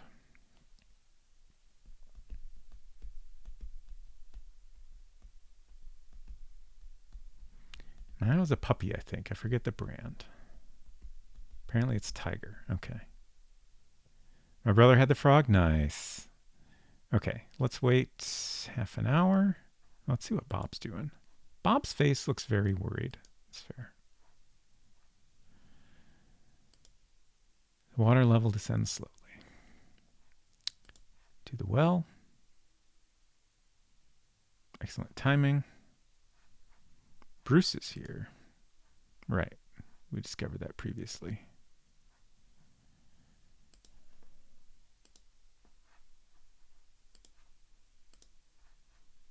Nothing special.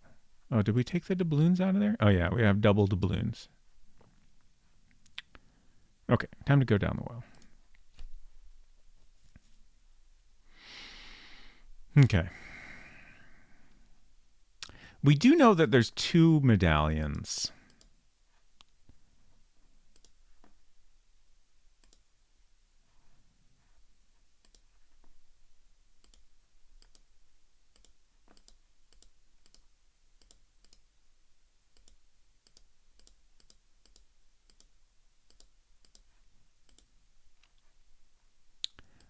We also know that the medallion has like a slot in the bottom.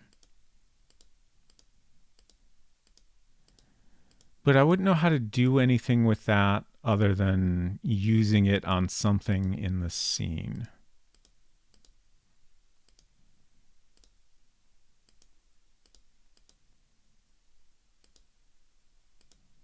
So my thought is like maybe it like sets on top of something or something like that.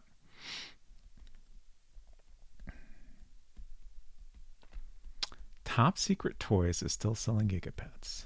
Save? I missed your message. It was probably before I came down here. But we can do a save anyway. Can always come back here.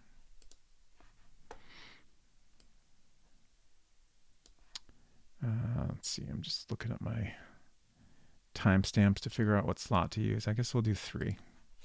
It's my oldest one.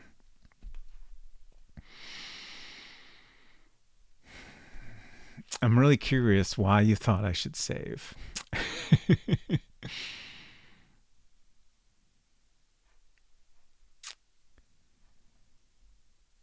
Really, really curious.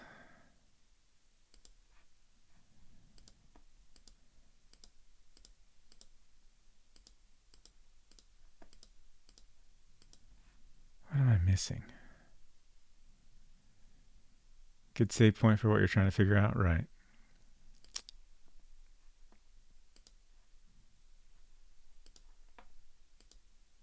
It's moving. Push on. You're not making any progress. What if there's just a single pixel here I need to find? That'd be so cruel.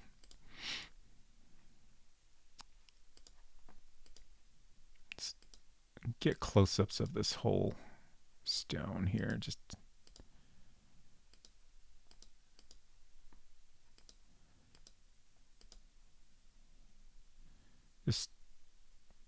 brown, I guess, dot kind of stands out, but you know, it's not unusual. There's lots of brown dots in the textures here.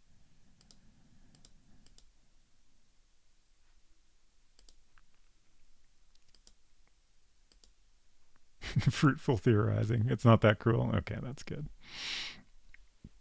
Someone stopped me from impulse buying a Digimon V-Pet I won't look after. I would say if you won't look after it, don't. But if you think you might enjoy it, then I don't know. I ain't gonna stop you. It can't be that expensive, right?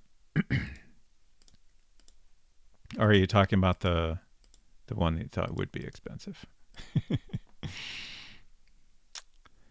According to Wikipedia, Gigapets and Furby were invented by the same guy. Oh, wow. Okay. Who was the first? I don't really know that much about the history of these types of toys.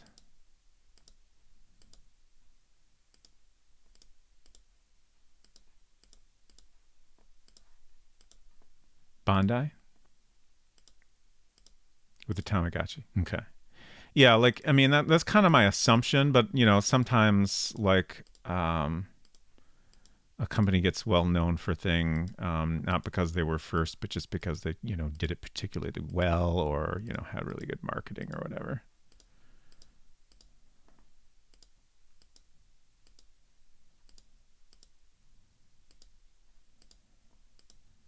Yes, I am just looking at every stone individually.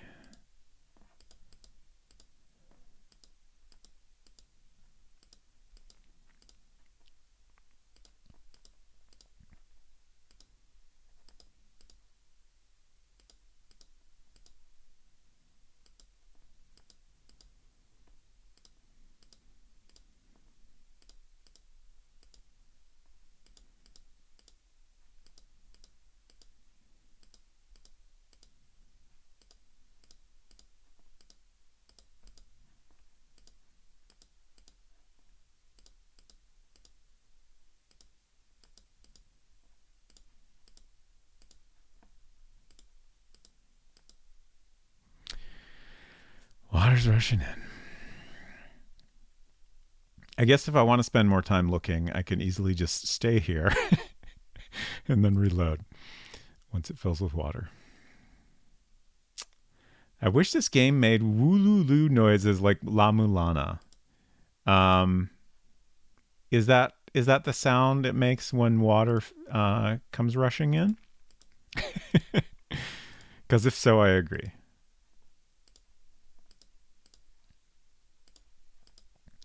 Honestly, like, if I were to ever wish for like an upgraded version of this in any way, like the graphics are perfect, no notes, but I would love more sound, like some subtle nature sounds outdoors, like little background noises that are appropriate for the current context would add a lot. That'd be great. Let's try poking at these bars. I know I've done this before, but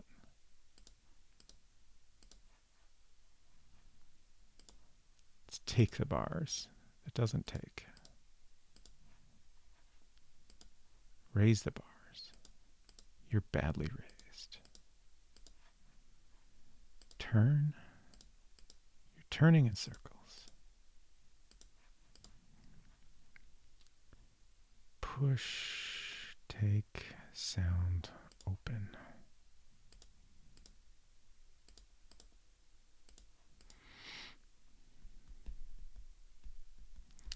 Oh, Unsecret Crush said, I would need to check the Tamagotchi page to cross-reference, but allegedly Gigapets were conceived and licensed in 1995, but didn't hit the market until 97, while Tamagotchis were launched in 95. Ah, fascinating. 96, okay.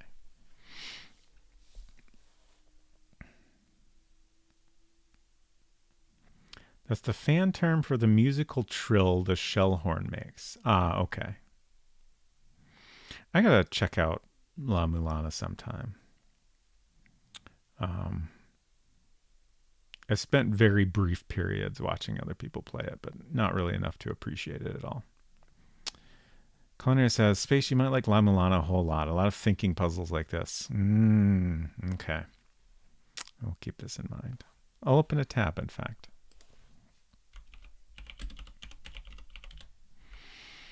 I do like me a thinking puzzle. Digimon Color VPET would cost me 130 Australian dollars. Not the new one, just a regular VPET, but with color screen. Okay. That's 85 US dollars. That's not so bad, but it is a lot of money.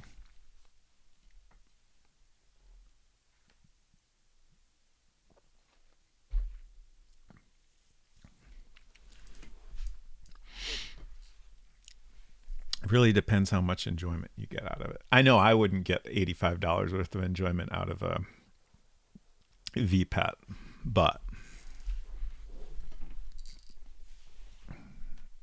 I've definitely spent that much money or more on other little things that I enjoyed a lot. For it is essentially just a keychain that beeps at me, but it's also a pet that loves you. And who could even put a price on that? I don't know what else to do here.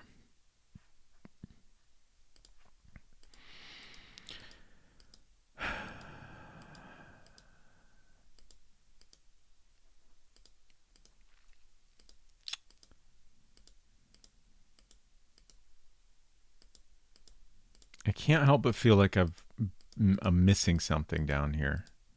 You know, maybe I just don't have what I need yet. Excuse me. Regular one would cost me $20 or $30. Okay, well that's a big difference.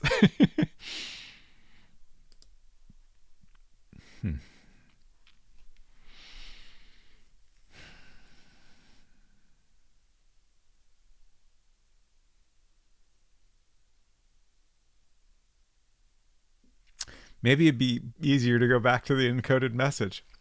It does feel like, you know, even if I could figure this out, there's got to be more context we could get for this, I would hope. You can do this? Are you saying I should be poking more at it right now? Is that what you're saying, Drono? Because if you're encouraging me to keep at it, then I totally will.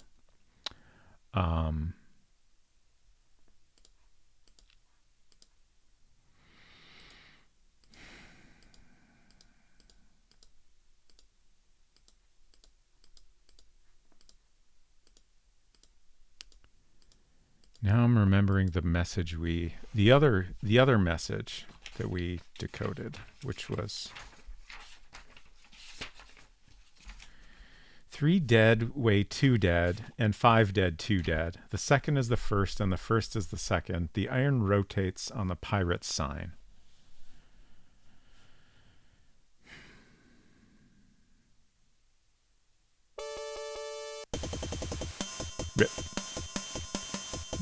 That message could maybe be referring to this. Oh, it's my favorite death message. Too late. The tide took you rapidly. You died by drowning. Your body will never be found. 51. And now we get to go back and poke again.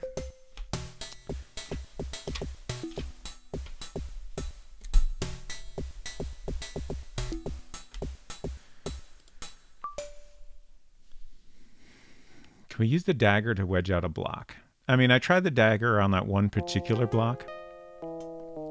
I could certainly try it on some others. Let's go back to where we were in slot 3. Occasionally this game uses the term death's head, which is apparently an antiquated way of saying skull and crossbones. Ah, okay. Okay. Interesting. I'm trying to think if I've come across that. But that could potentially relate to this message.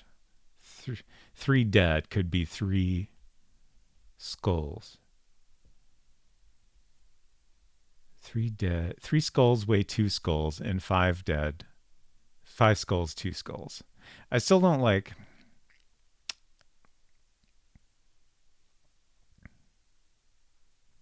I don't know what to do with that. The second is the first, and the first is the second. The iron rotates on the pirate sign.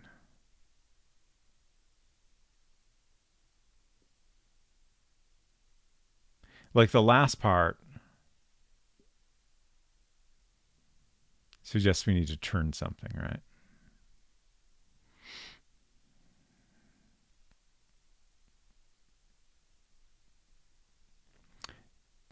Silver says, Death's Head is the name of the skull and crossbones tattoos and logos in some old LucasArts games, maybe? Interesting.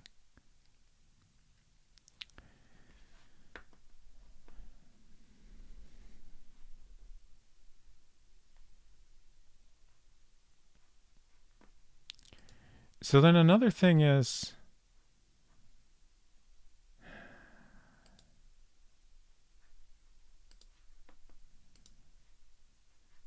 I don't know if these stone, like, I still have no idea if touching, like, when you use touch on an object you're investigating, you can choose where to touch it. But every time, like, we always get the same description. But with this item in particular, I keep wondering if touching in a particular spot could be important.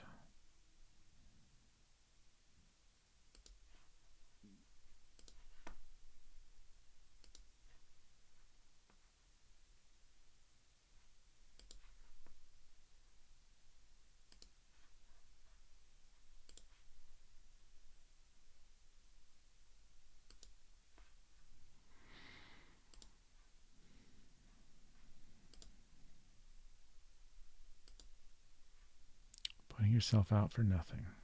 All right. I had offered to use the dagger. We use the dagger to wedge out a block. So I think the only way we can use an item on something is with put. But we can try using put on various stones. If there's anyone in particular you think I should try it, Culinary, feel free to say so. Like the one that's moving makes sense. you know, that maybe you could pry that out, but we've tried that in various ways and it has not been successful.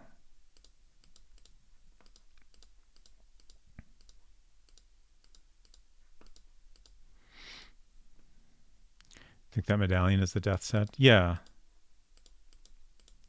I think that's a reasonable conclusion.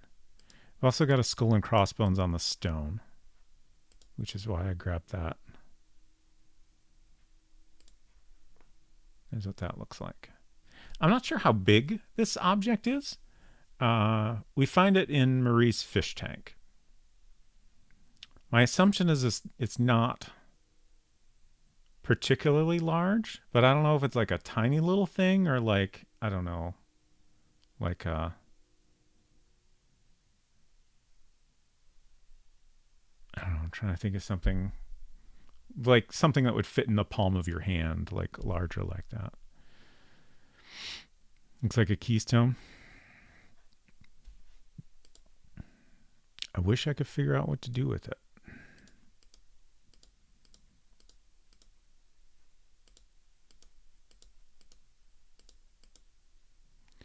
Well is filling again.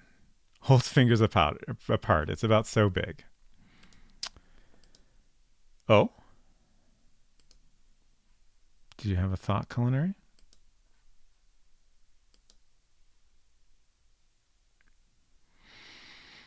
Piss? Is it true that put is the only verb you can use with an I? Oh, you're asking Tron.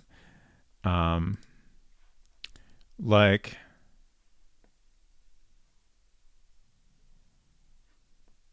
obviously we can take an item, but that would, you know, it's not using an item.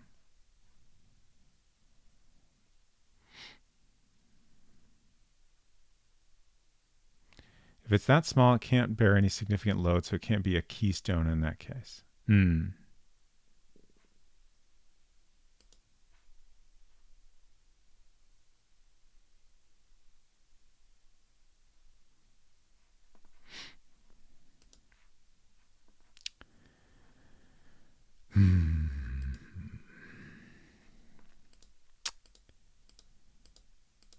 I don't know what else to try here. Maybe I should be doing other verbs, not be using these items so much.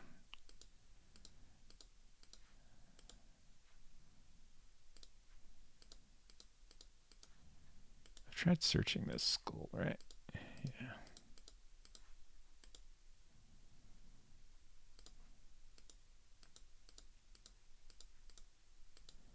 Have I tried sounding all of the stones? Every single individual stone.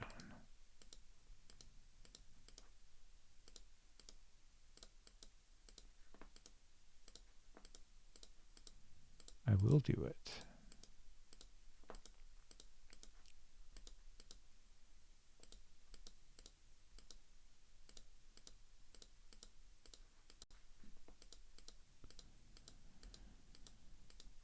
It's moving.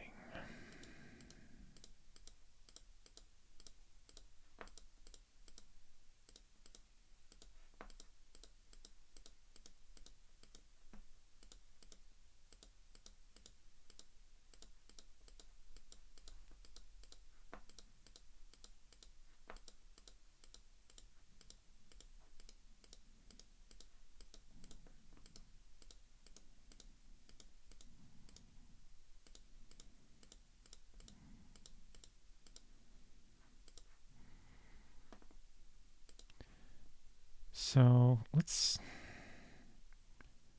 3. Well, it tells me I'm not making any progress.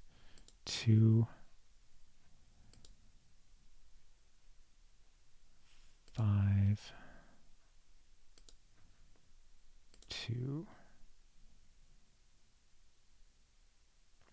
Like, I've been trying to figure out if this message is like some kind of like,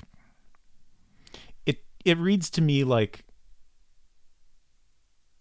a series of steps that have been written out in a way to like kind of obscure their meaning. Mostly because of the numbers. So like, I'm trying to figure out if like it's some sort of like combination, or like, like I was trying to touch the stones on the medallion, like the third one and then the second one and then the fifth one and then the second one. That never seems to do anything. So I was trying to do a similar thing with these stones here. And then the iron rotates on the pirate sign.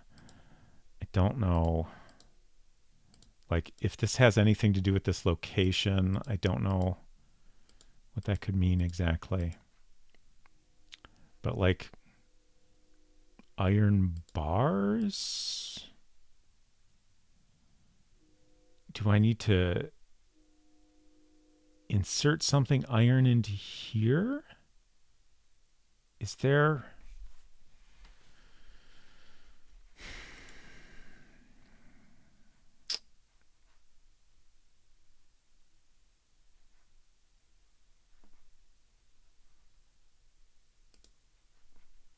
That's not what I mean.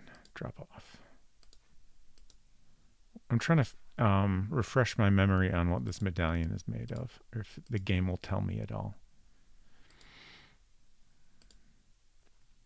You'll notice an opening on the lower edge of the object. That's it.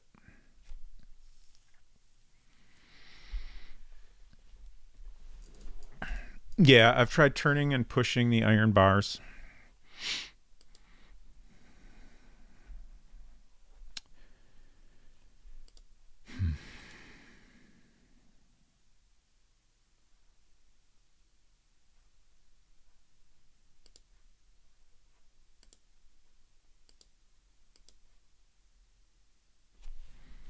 Okay, I should probably wrap up soon.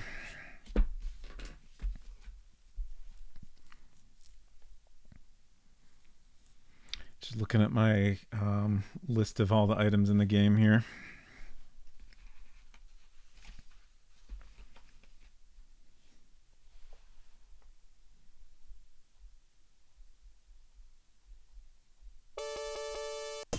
Oop, we're dead.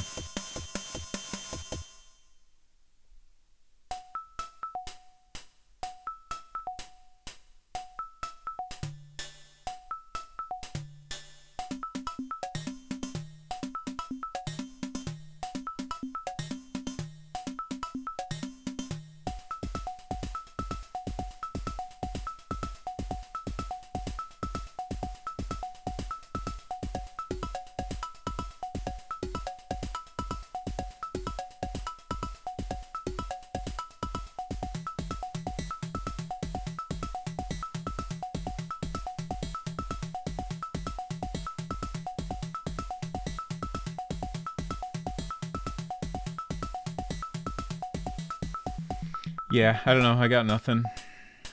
I don't know what else we could try.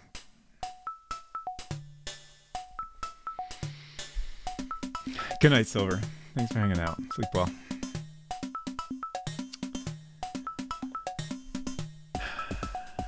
I'm trying to decide if there's anything else I want to do real quick before I wrap up.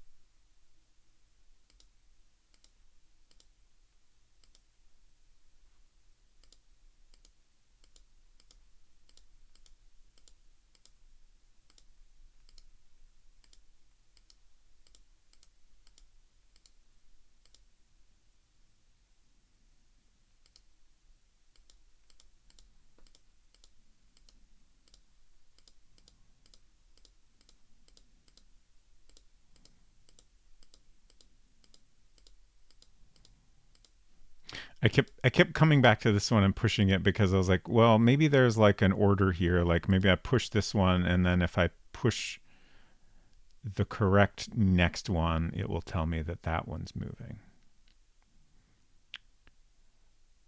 But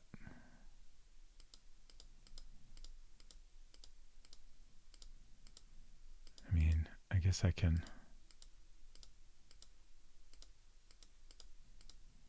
It's a lot of clicking, but it's In the grand scheme of things, it's not that much.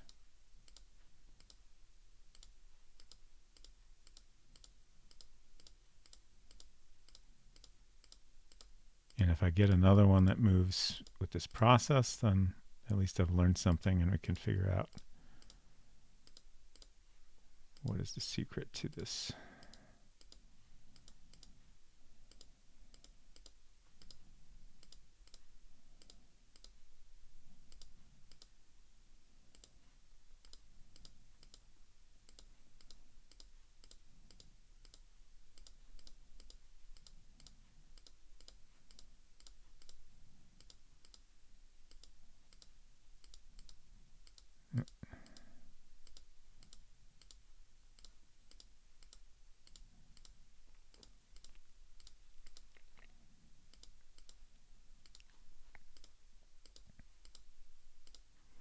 Shoot, where did I leave off? Did I do this row?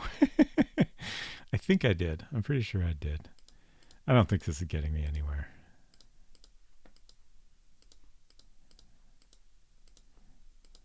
I feel like if there's other things we want to interact with, they're probably not so high up. Like, it makes sense to me that they would be closer to the hole here.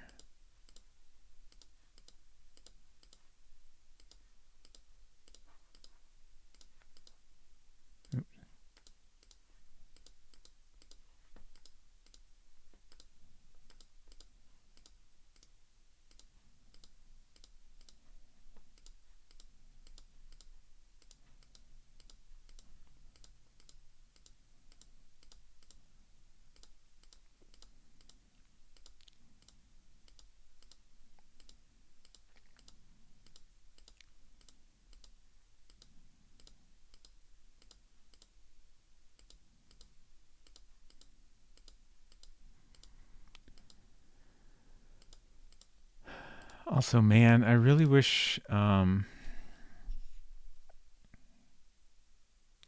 wish I could figure out what else to try. If you ask a question, I can try answering it vaguely in French. That's interesting. Given that I know a little bit of French, that might be too revealing.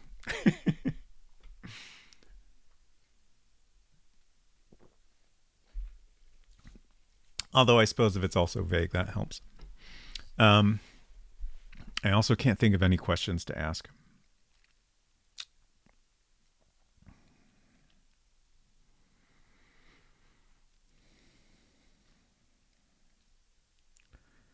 Got some sunk cost fallacy going on in my head.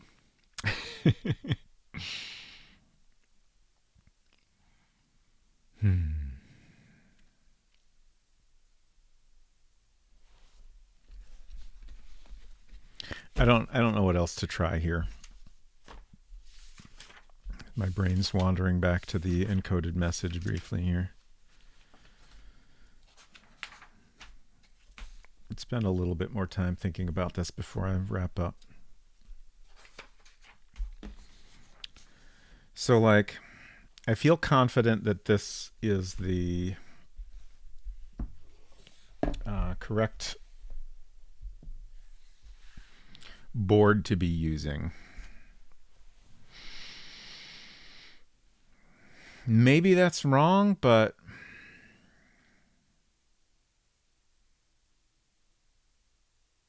like the fact that it's not an obvious way to arrange, like it took a lot of steps to get to this and to get what sounds like a, you know, an English message. Even if it doesn't quite make sense. So like, I feel like we've got that right.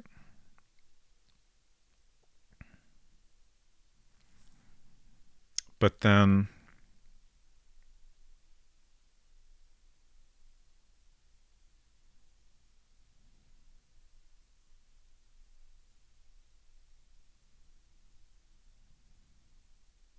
why couldn't we get to anything else?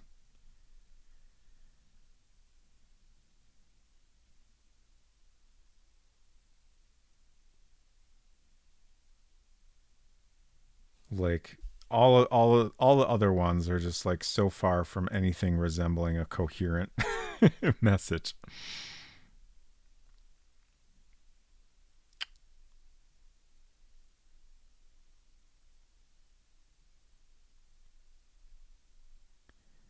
I suppose it is possible that this is just teaching us a process and that there is another encoded message to find in the game that we don't get to see the solution to. That definitely seems possible. So maybe I shouldn't dwell on it too much.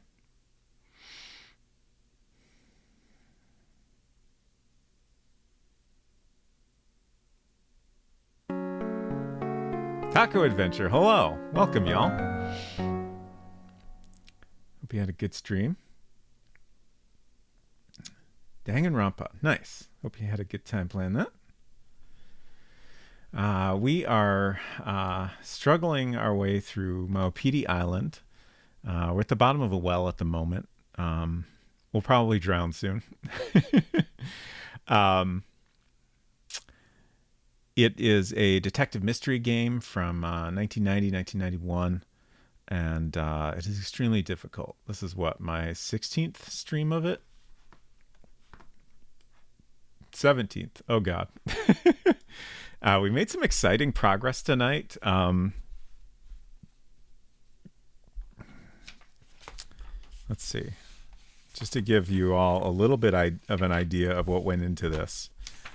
So we found a note in the game that took us a long time to find, first of all. But it had this text on it. Some of the letters are in black and some of them are in like a dark blue color. So that's what the color here is differentiating.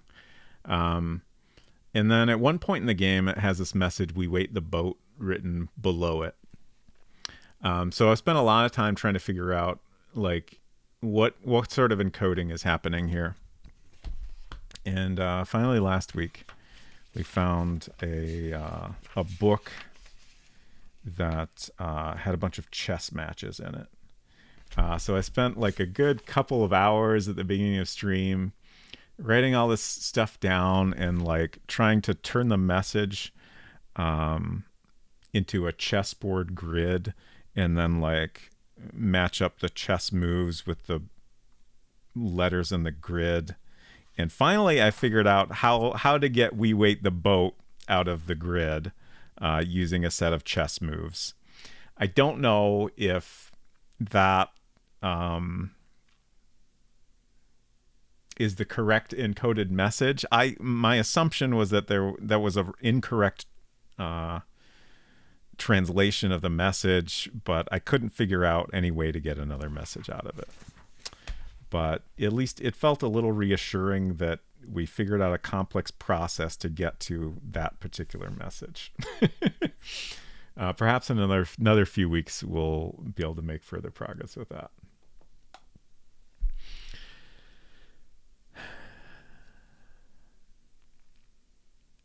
Notes look very complicated and extensive. Yeah, we also at one point I started cutting holes in a piece of paper so I could overlay it on top of the grid to see if that would help me figure out the message more easily.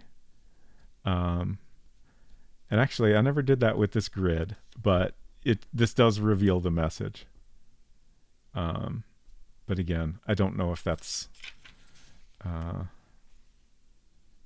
don't know if that's the correct chess match, and there's so much going on. And then we got this well. Almost nothing has happened down here. There's a couple items we can find in the water here, but like it's such a dramatic scene, and it took some amount of doing to get down here at all. Although I guess now that I think about it, like it's just a matter of knowing where to click to get a rope to get you down here. So I don't know. This is a tough game. It's not true you also died. Yeah, that's true. Culinary says, are you planning to use your silver notebook for stream? Those are going to be for any co-streams I do with Silver. Silver Streak has some merch for sale, including these nice little notebooks. They have blank, regular lined, or grid. And I went with the grid just because I've enjoyed using this grid paper for taking gamer notes. But yeah, I picked up a couple of these. I thought it'd be fun to use those for any time we stream together. Which will be happening, I don't know, maybe in a month or so. We haven't really figured out when that's going to happen, but probably in the next couple of months. I believe you can figure this out. You're thinking more like the devs each session. Thank you. I appreciate the encouragement.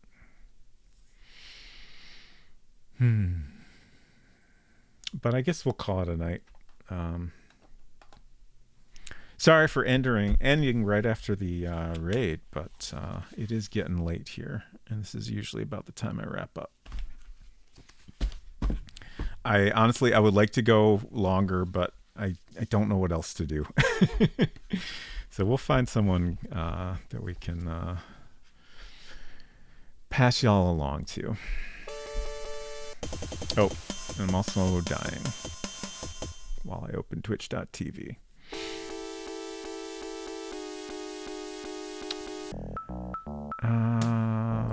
That could be fun. Check out our options here.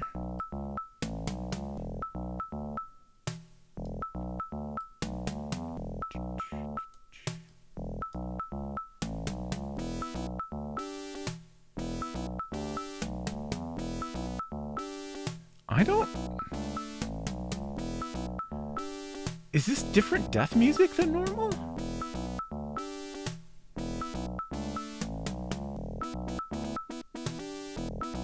This sounds different, doesn't it?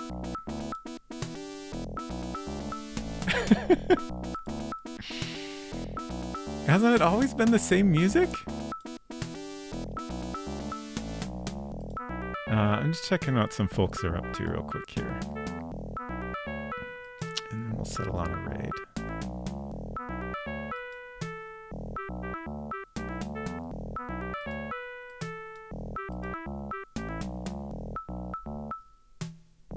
Okay, I think we're going to go say hello to Cobra Commanda.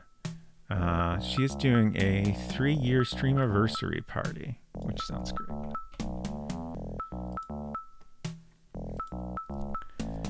Seems slightly different. At least you get to go out jamming. Yeah, agreed.